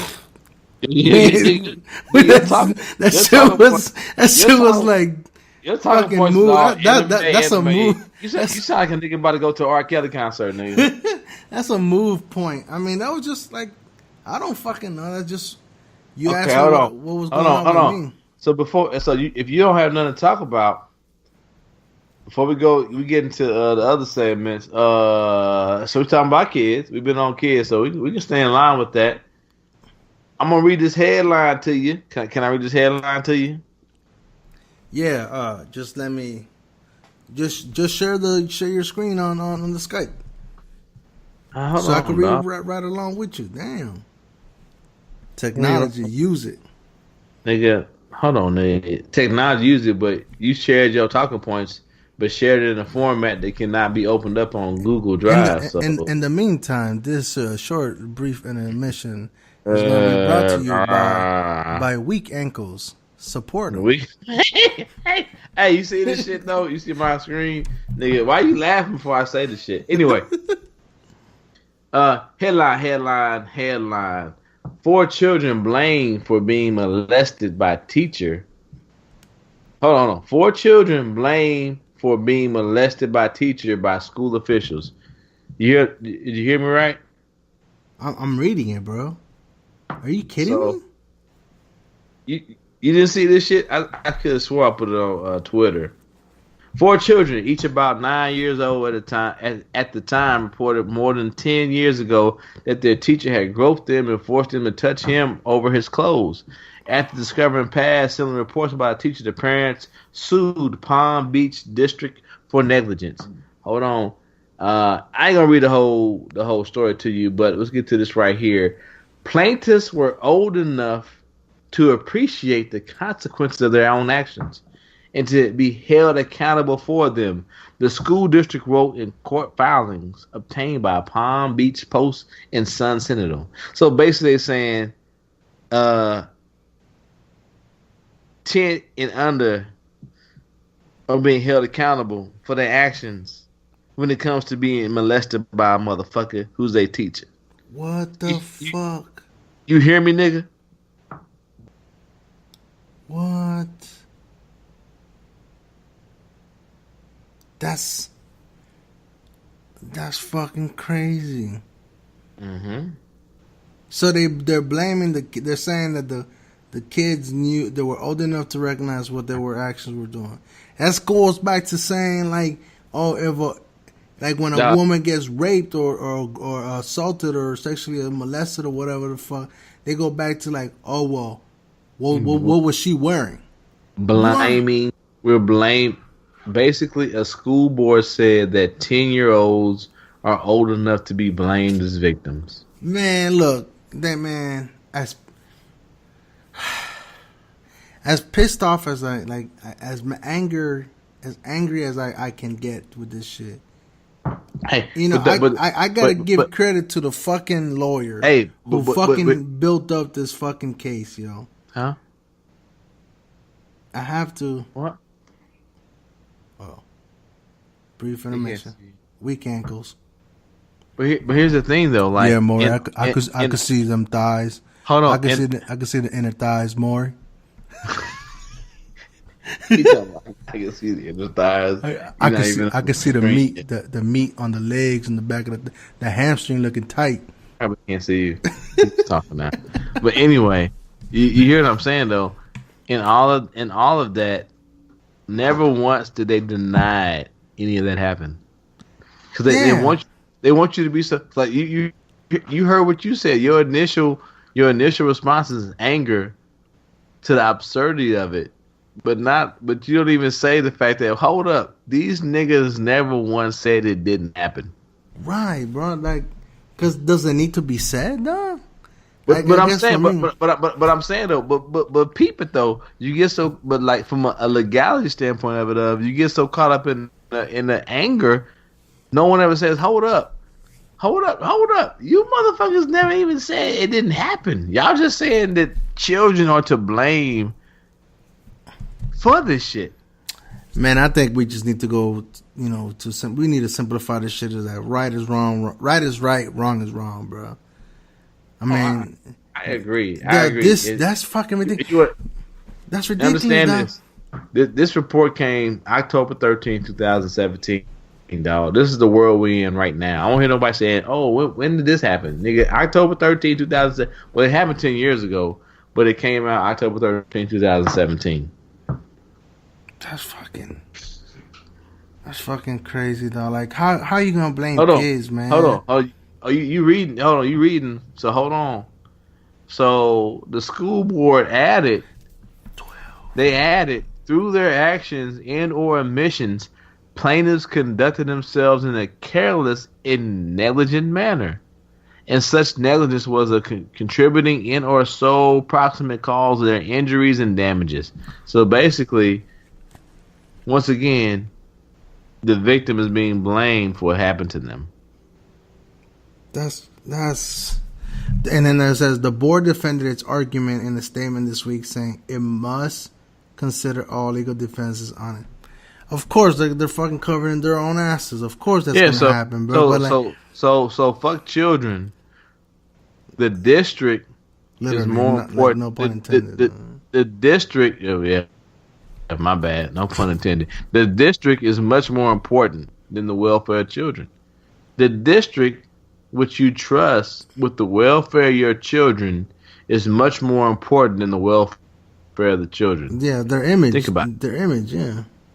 That's fucking insane. And then it took 12 years to make it to the Supreme Court, to the state Supreme Court, not even to. Oh man, what the fuck, bro?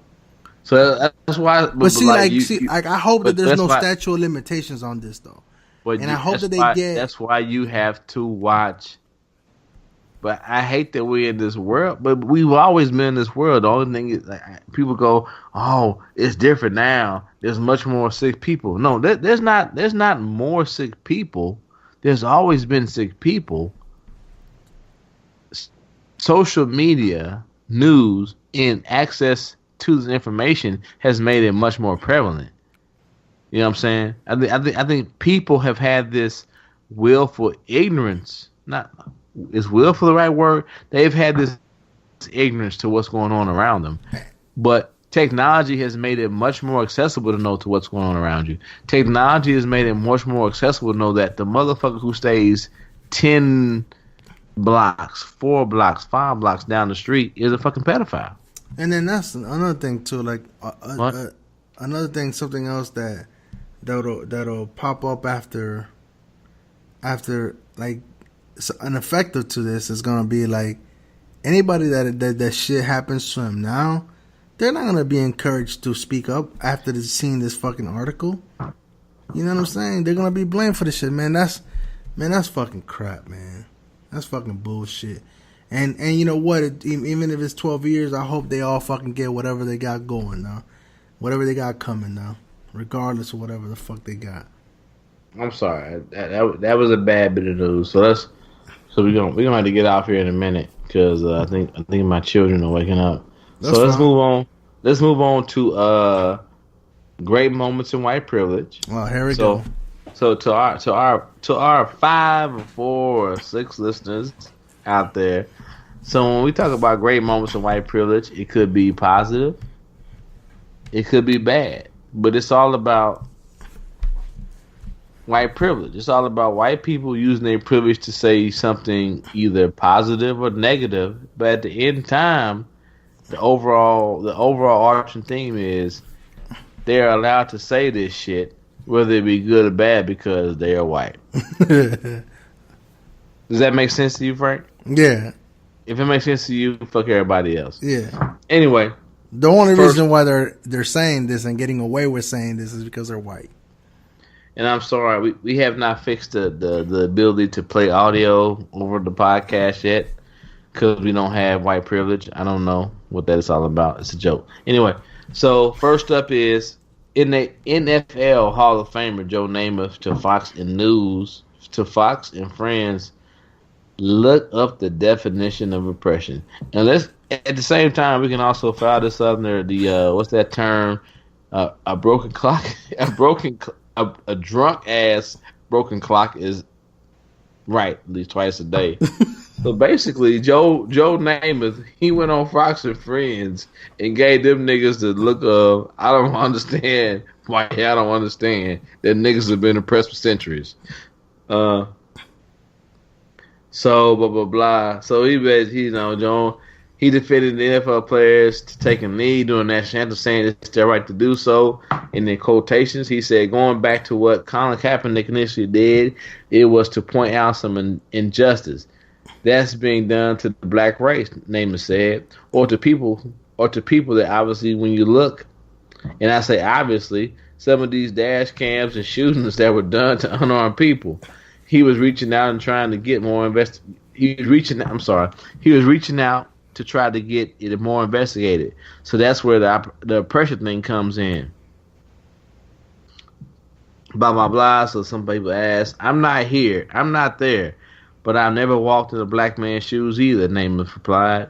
When you look around, hey, some of the things you see that have been done, are they fair? Life's not fair. But if we can get some things straightened out, we need to work on it. So basically, Joe Namath went on Fox News and said, yeah, niggas getting shot in the back. This shit ain't fair. Can we please go look at it? And them white folks on Fox News is like, wait a minute. You a white man. You supposed to be on our side, Joe. Right, that's so. Go ahead. So basically, I ain't gonna read this whole thing, and hopefully, we gotta get the audio worked out because I don't want to read this shit. And we don't got video no more. But hey, dog, when Joe Namath leaned in, it was like, hold up, hold up, y'all don't understand the niggas getting shot in the back, and they was looking like. Wait a minute, Joe. You supposed to be on our side? Hey, nigga, them faces was good. Yeah, faces yeah, good. it backfired. Like they probably like. I bet you. Hold on, Doc. Matter of fact, I gotta send nigga. I gotta send you Joe's face. Hey, Doc. No, just send me the link. I'll put it up on there.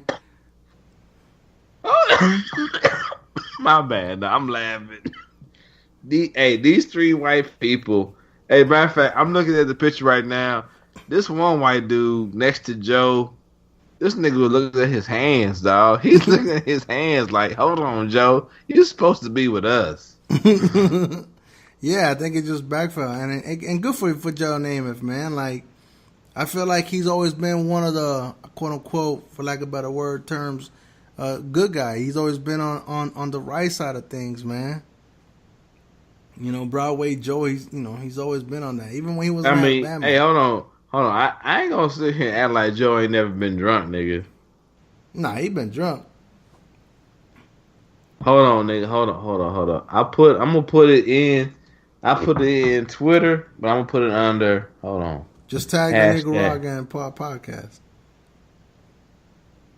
No, wait. What were we gonna call it? I-70 Connect. Hold on, bro. Hashtag what? I-70. I'm put I-70 Connect. Damn it. Where's the 60 come from? I-70 Connect. God. Damn. And then just tag a Nicaraguan. Take that YouTube. Take that YouTube shit off. Hold on, dog. That's a lot of. I put I-70 Connect, dog. You gotta find it. Hey, dog, Joe. Hey, nigga. This nigga not even looking at Joe's name for dog. God damn it. Hey, Joe was. Hey, Joe was sober. Joe been drunk a lot of days. Joe was sober that day. Yeah, I believe it. I don't get it, dog. Anyway, man, that's the intro. Hopefully, there's always great moments of white privilege as far as being negative and positive. But I want to be positive, dog. Joe out there doing the right thing for niggas. So here, look. So let me know. So let me know when you could hear this. All right. Hold on. I heard something. 2, 1. Injustice in this country. Do you think this is a crisis time for the NFL? I'm not sure it's a crisis time. I don't think the sport's ever going to go away. I think there's been somewhat of disappointment with a lot of folks on how our country's been looked at, how our flag has been treated with respect. But going back to what Colin Kaepernick initially did, it was to point out some injustice that's being done to the black race or to people that obviously, when you look, and I say obviously, some of these dash cams and shootings that were done to unarmed people and all, he was reaching out to try and get it more investigated. So that's where this oppression thing comes in. But I don't understand the NFL owners. I mean, here we're working. If somebody walks across here with a sign right now protesting, excuse me, you're going to let them do that? Nope. No. Well, initially, when this took place, that's the NFL ownership. They own that theater at the time. They own that stage. Are you going to allow protests out there? They don't allow players to wear different signs on their shoes. They don't allow players to stand for the national anthem. You know what? That's because they've been told to. But no one told Colin Kaepernick prior to that they had to. We just assumed it was the right thing to do. It's always been the right thing to do, to live in this country. Sure. Thank the good Lord. And that is essentially what President Trump was channeling a couple of weeks ago when he was out at that rally and was talking about, That's the nigga. First of all, hold on. He was fucking reaching when the white boy. I don't know what that white man is. Hey, Joe Namath was like had all the right words, and he started mumbling and fumbling his words. When they was trying President to Trump was trying to channel his. That was the man. Get on with yourself. Let's finish it off. Let's finish it off. Hold on. No, Frank. Hey, dog. They basically gave Joe a script. And it's obvious that nigga Joe went road, dog. Oh no, there was no teleprompter reading here whatsoever. He used all the proper terms. He used all the proper terms, everything. Hey, they gave that nigga Joe a script, and they said, whatever you do, don't side with them niggas. And Joe was like, hey, I can't do it, dog. I can't do it. So here, and they got me. Go ahead. Let's finish it off. Right thing to do. It's always been the right thing to always do. Been the right thing to do. Sure. Thank the good Lord. And that is essentially what President Trump was fumbling his words a couple of weeks ago when he was out at that rally and was talking about, this guy's going to stand. Jerry Jones said he gave over the up. weekend that if you're going to play for the Dallas Cowboys, you've got to stand or you're not going to play. You know, even taking the knee. Eric Reed, the player with the 49ers, says, you know, a sign of respect. Taking a knee. When you meet the Pope, you meet. Hold on. It has to come to. It needs to be said, bro. Hey, dog. I just gained a lot of respect for Joe Namath, dog. Joe took that breath because he was like, I know what y'all want me to say, but I'm not gonna say it, dog. Nigga, that was the breath of a man that needs a check. Joe was like, I need this check, but I can't, nigga. What? I can't say what y'all want me to say. What y'all want me to say is some bullshit, nigga. That's what Joe I'm saying. Like, I mean, Joe Namath don't need that check, though. Come on, let's be real. Even the white boy was like, President Trump was out with he touched the nigga last week. I don't know what you want me to say. Nigga. He fucking yo. Hey, this dog. I'm glad you got the audio pulled up because I could never do it justice to the amount of what Joe was like. Hold on, I know what you want me to say, but what you want me to say don't make no fucking sense. All right, let's go. Let's finish it off, for real. Finish it off, dog. In this country. Sure. Thank the good Lord. And that is essentially what President Trump was. This dumbass gonna go a fucking couple fumble weeks his ago words. When he was out at that rally and was talking about, these guys don't stand. Jerry Jones said over the weekend that if you're going to play for the Dallas Cowboys, you've got to stand or you're not going to play. You know, even taking the knee. Eric Reed, the player with the 49ers, says, you know, a sign of respect. Taking a knee. When you meet the Pope, you meet the Queen or somebody, it's out of submission to an extent, out of respect. That's how they started taking the knee. It was done out of some respect for the flag, but you know what? We need more respect for the flag. So you think the NFL should step up, the commissioner should step up and say, this is it, tell the union, get together with the union, and say, stand, how do you get out of this, Joe? We have a right. This is America, liberty, a lot of freedoms.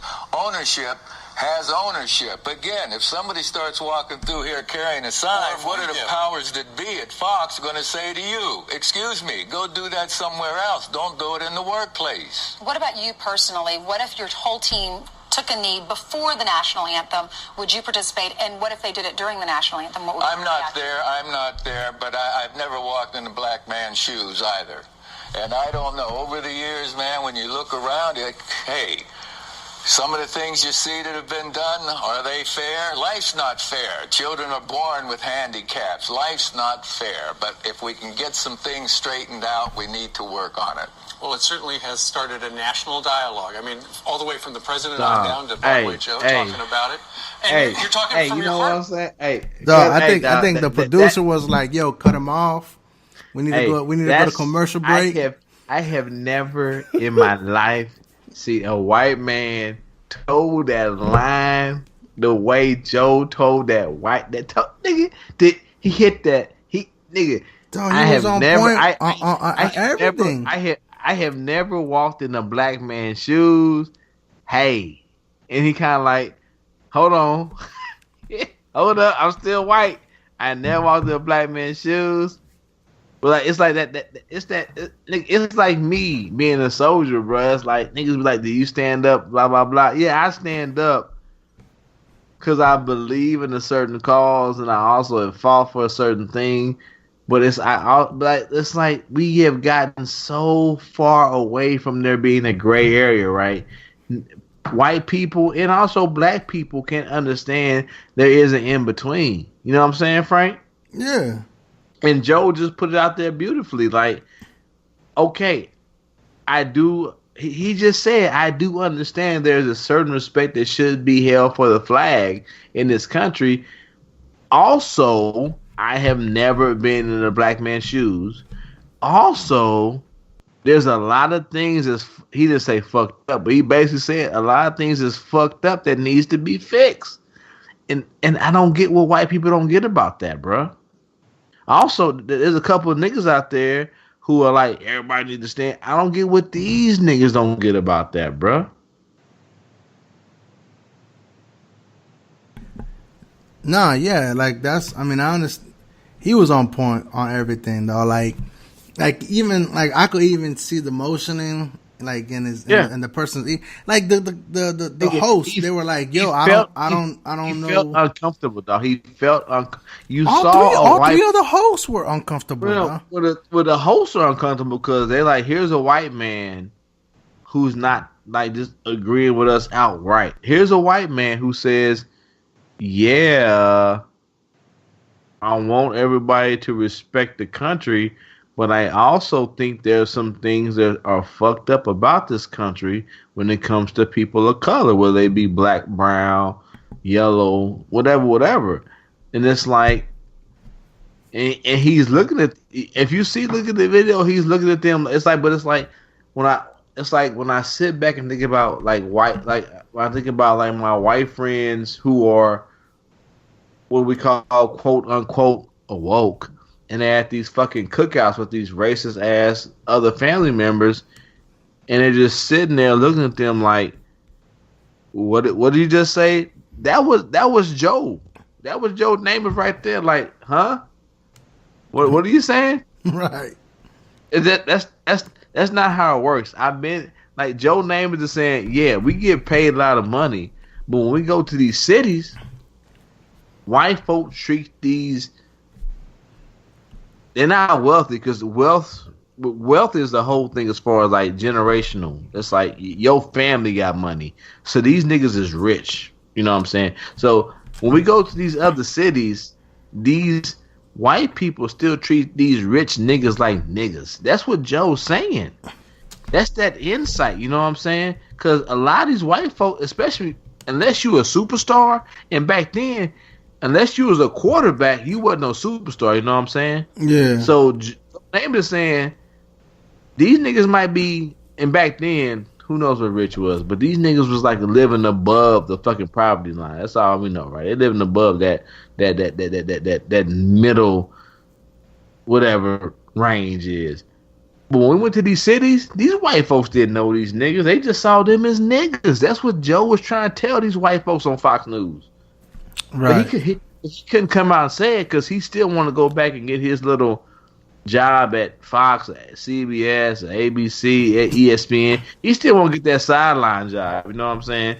But he look at them like, no, I was there when they told these niggas to shut the fuck up. I think Joe Namath, I think he was right on point and everything, though, and I'm glad he said something, you know, and that goes to show you, man, you don't have to say much to have a great impact. But you ain't gotta say nothing though. He just said he didn't use no big words. He didn't use a lot of words. He used his face, dog. I need everybody, if you the 5 people who listening to us, just Google Joe Namath, Fox News, and I'm sure it'll come up.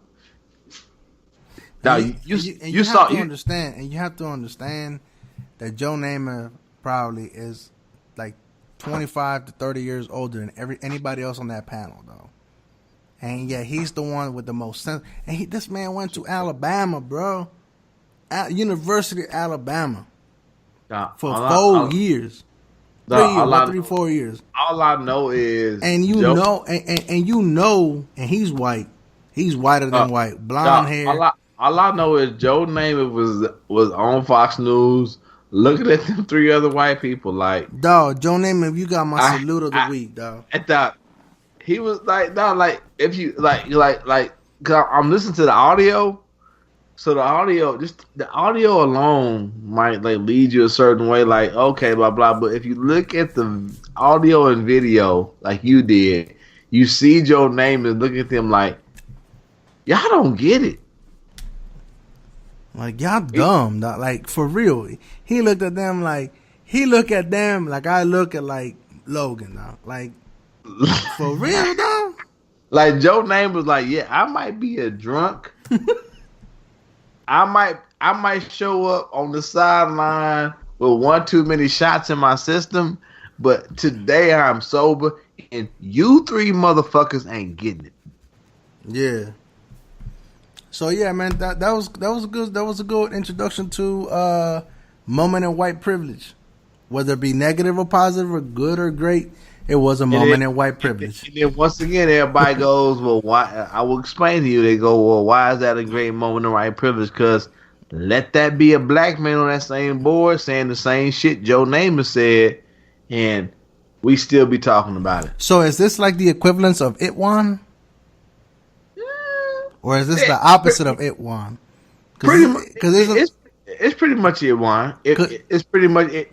No. Because if it was a negative thing, it would have been like if that was a nigga, right? I gotta think about that one.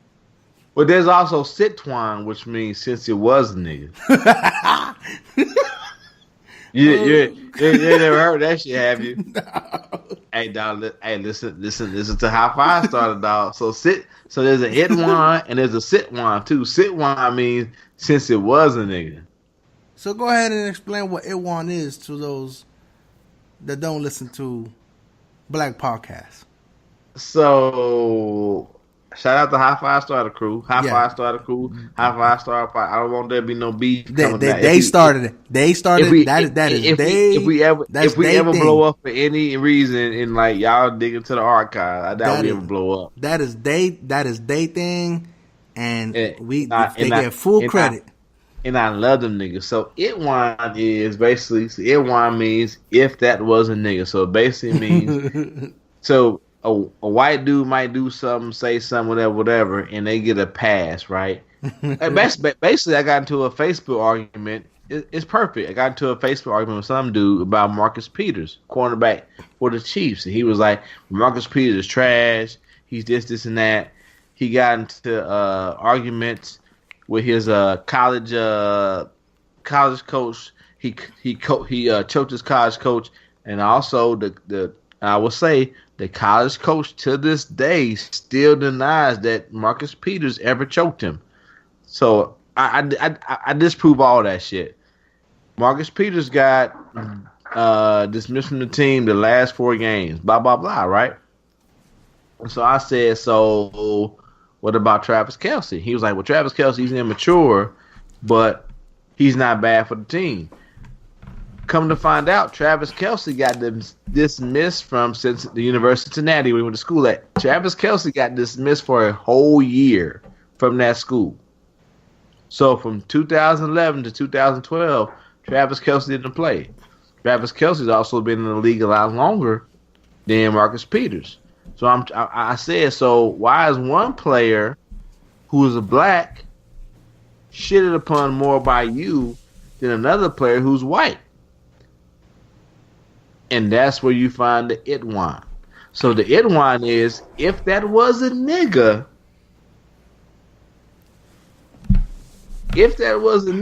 like Marcus Peters, so what I'm saying is, if Travis Kelce was a nigga, he wouldn't let that slide. Right. And that's bad. And so I don't know if that's a perfect explanation. Because I wanted to give I hate speaking in like anecdotally or giving like this broad definition. I want to give, here's a nigga that plays on the same team as a white dude. So Travis Kelce and Marcus Peters play on the same team, Kansas City Chiefs. I got into a disagreement with a white dude who shits on Marcus Peters, but allows Travis Kelce to slide, and they both have the same history.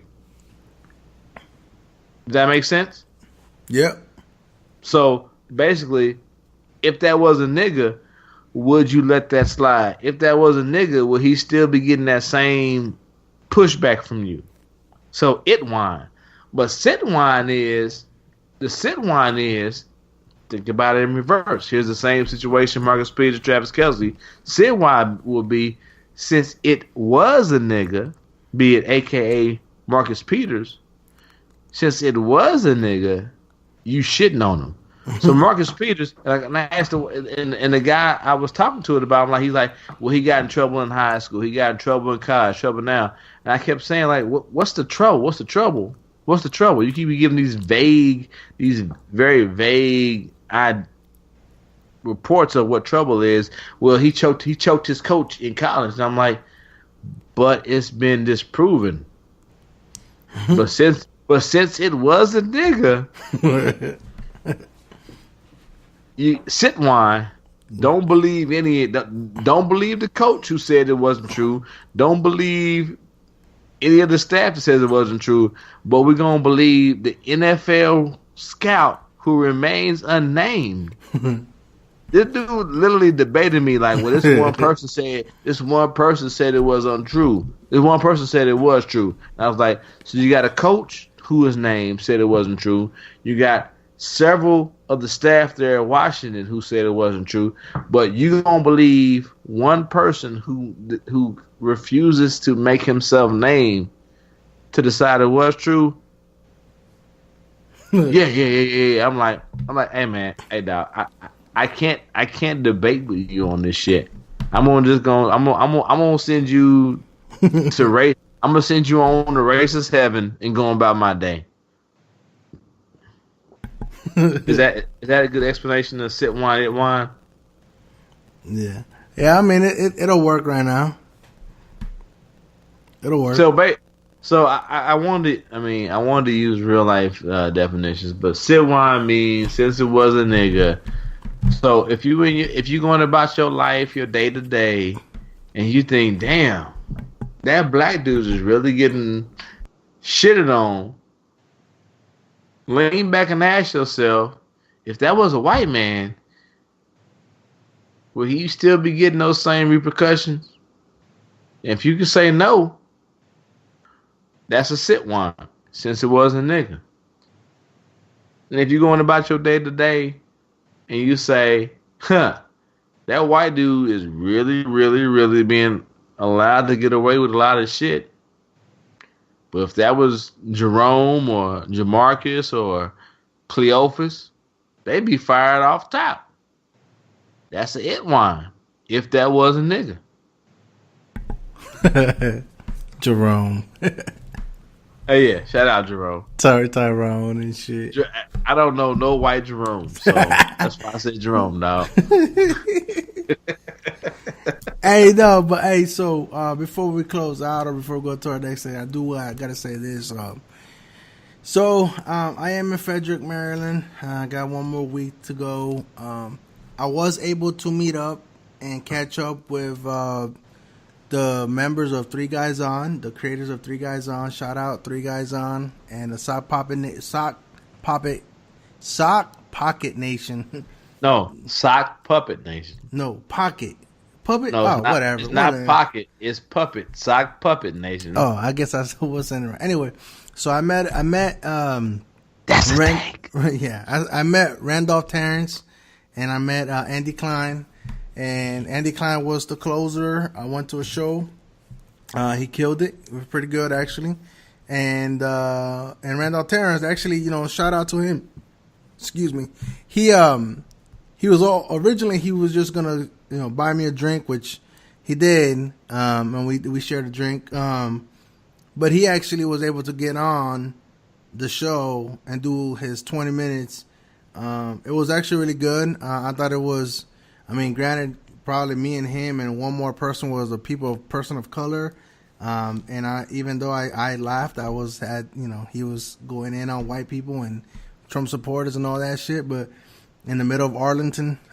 But it was pretty cool. I mean, I met them. They were down to earth. You saw the picture, you saw the video, the personal message from Randolph Terrence to you.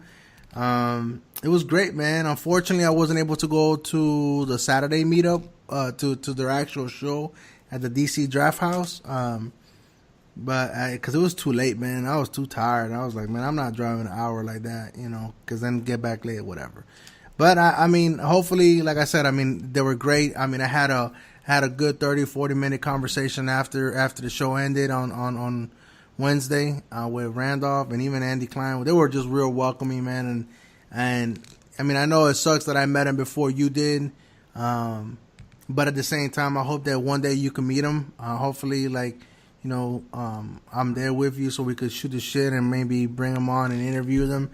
They shared a couple of tidbits on podcasting, but more than anything, Randolph Terrence, he shared a lot of life experience and if you follow the show or listen to them or whatnot, they're comedians and all that. They have regular lives too.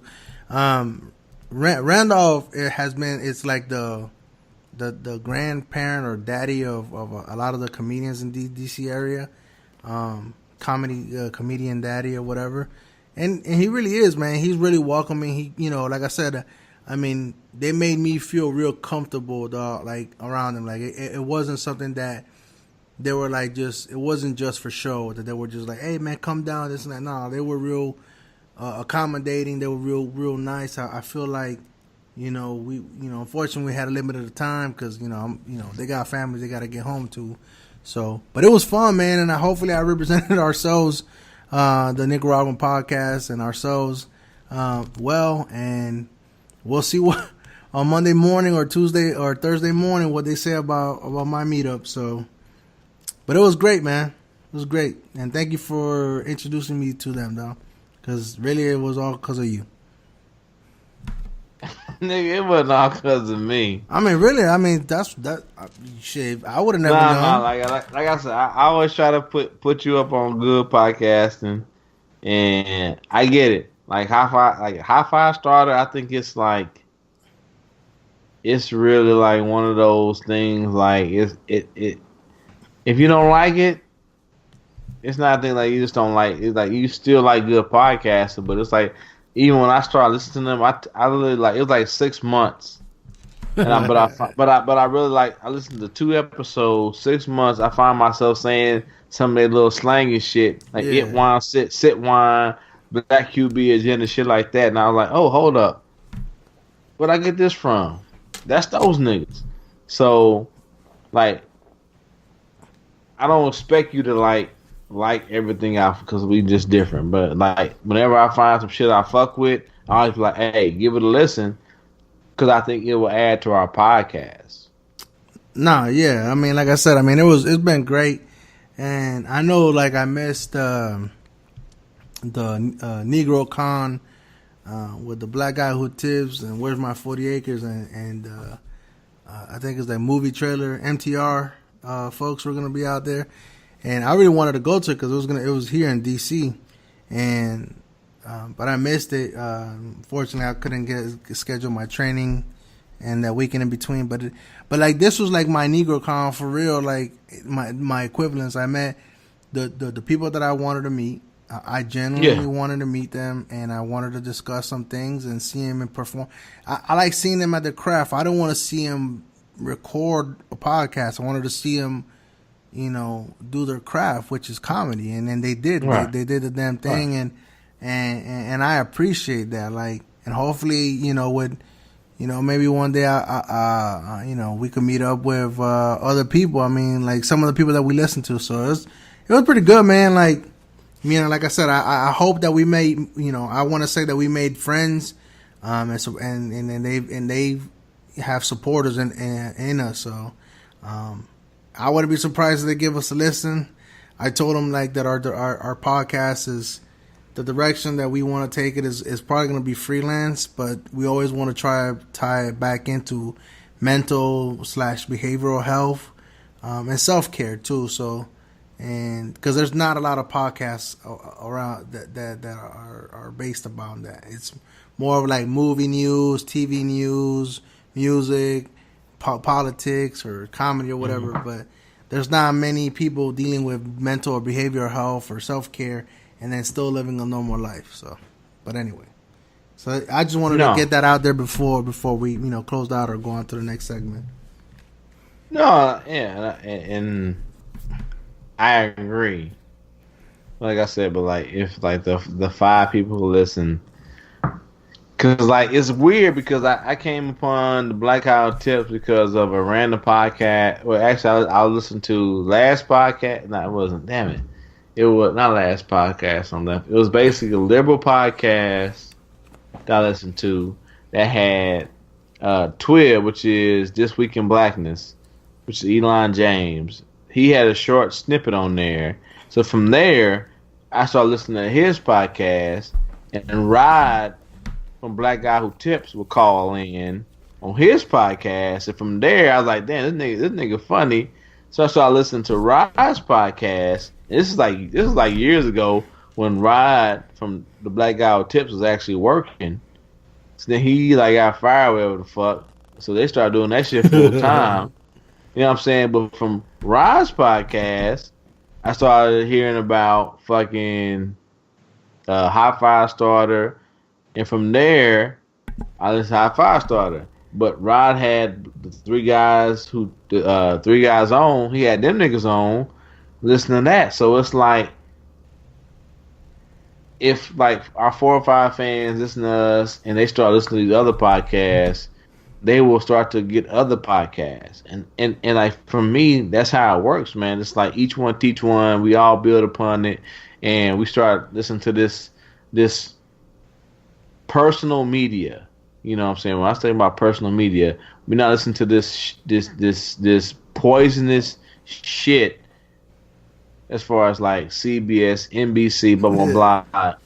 When it comes to the news, right? Yeah, this shit that's doctored, it's doctored down, it's catered to a certain base, and it's made us to believe that all white people are bad, all niggas gonna do crime, and for some reason Asians are all smart and they do no crime. You know what I'm saying? It's that shit though. And Mexicans or Hispanics just want to rape and climb a wall.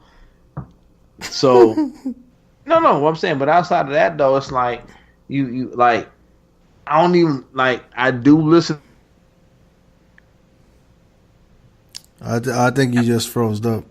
There you My go. bad. You're back. You've been freezing up too. I listen to the news to a certain extent because I know there's certain gaps, but like Twitter, which is not all good nor all bad, but to me it's not biased. So from there I can go. This is going on, and I can start doing my searches as far as like doing my own personal search to figure out the gaps. Right. But I think it's like, we're in this age where it's like this personal media, this personal news, where we tune in, we log in to people that we really truly fuck with, and they give us their spin, and hopefully you're man enough, woman enough to go out there and really dig in and find the news that you want. Because like one of the shows that I don't fuck with anymore, because it's like noagendanews.com was a show I was really, really deep into. So I got into them because they do a great job as far as like breaking down what's the underlying issue as far as like the mass media might be putting out this and that, this and that. And they do a good job of saying what's going on underneath all that shit. But I also come to find out that everyone has a bias or an agenda. And 2 old white men may or may not have voted for Trump tend to have a bias or an agenda. And I find myself going, even with them, it's like, God damn, there's no one's above the law of their personal agenda. But they taught me a very good lesson from the 2.5 years I listened to them, as far as like really, really, really, really digging in and getting past your own bullshit, getting past your own personal biases, and figuring out why is this particular point of news being pushed out and what's going on behind that. Yeah.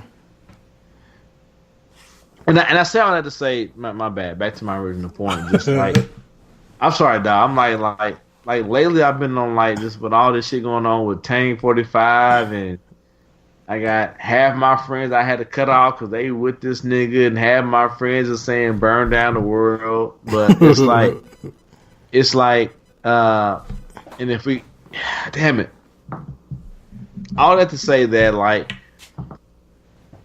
Just give everything a try. Give everything a try.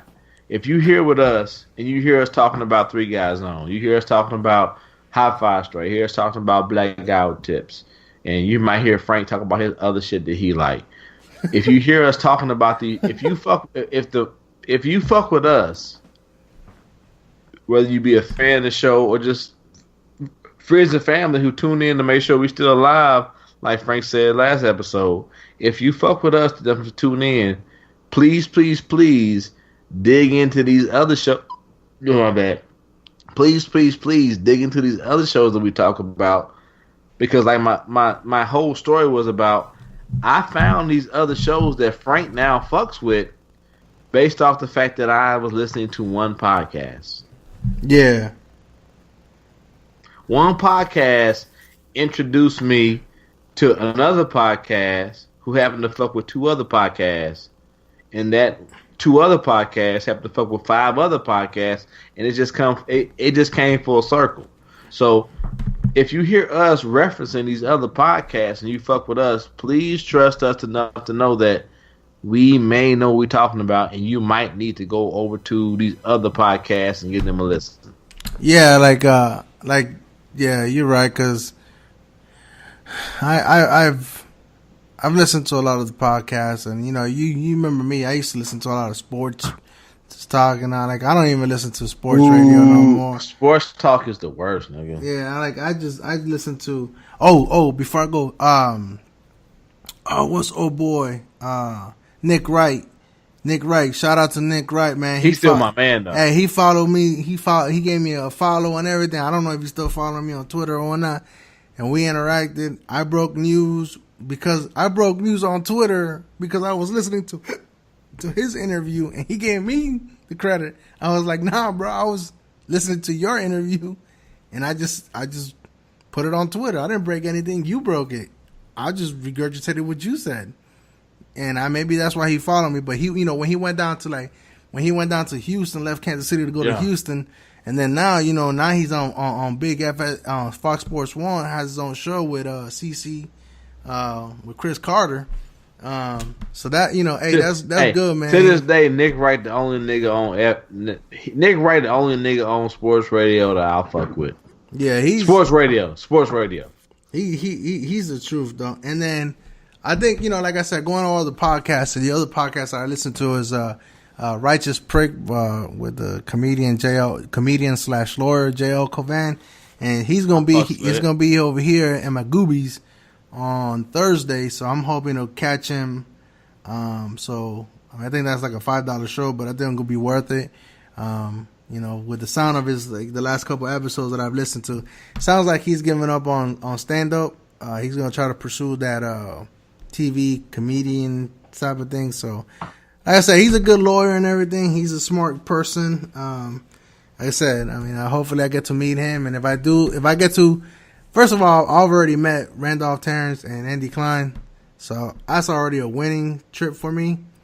If I get to see JL Covan and talk to him for about 5 minutes, that'll be awesome too.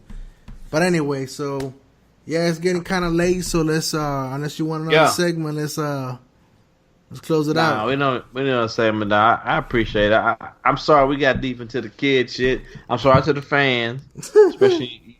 Especially fans. If you don't say you don't have children, you got nieces, you got nephews, you got little cousins, you got motherfuckers in your neighborhood that stepping through your grass. So hopefully you take a little piece of what we're saying, man. And if you not fucking the kids, but fucking with the kids and helping making them better, that means the world get better. That's how I feel about it. So I ain't got shit to say. I think it was a good episode. You good? Yeah, we will do. The behavioral health, mental health was. I'd have to say that talking about our kids and talking about our experiences with air quotes potty training or whatnot. Yeah. So go ahead. So yeah, man, and then just with that, let's shit. We'll have an anime corner. We'll have an anime corner or animate me corner one day. I'm just into anime right now. Not like deep into it. I'm not gonna cosplay or none of that shit. I just like cartoons. I think I'm gonna hit up on Teen Titans Go. I watch them occasionally, but I like cartoons, man. I like animated shit, man. You went from it's time to get off to talking more. So that being said, you have Young Gravy. We're about to play him. Hey, Young Gravy. This white cat. He's I talked about keep in touch with the kids. This white cat is an 8th grader in my twins' middle school. Go let it play out for a second.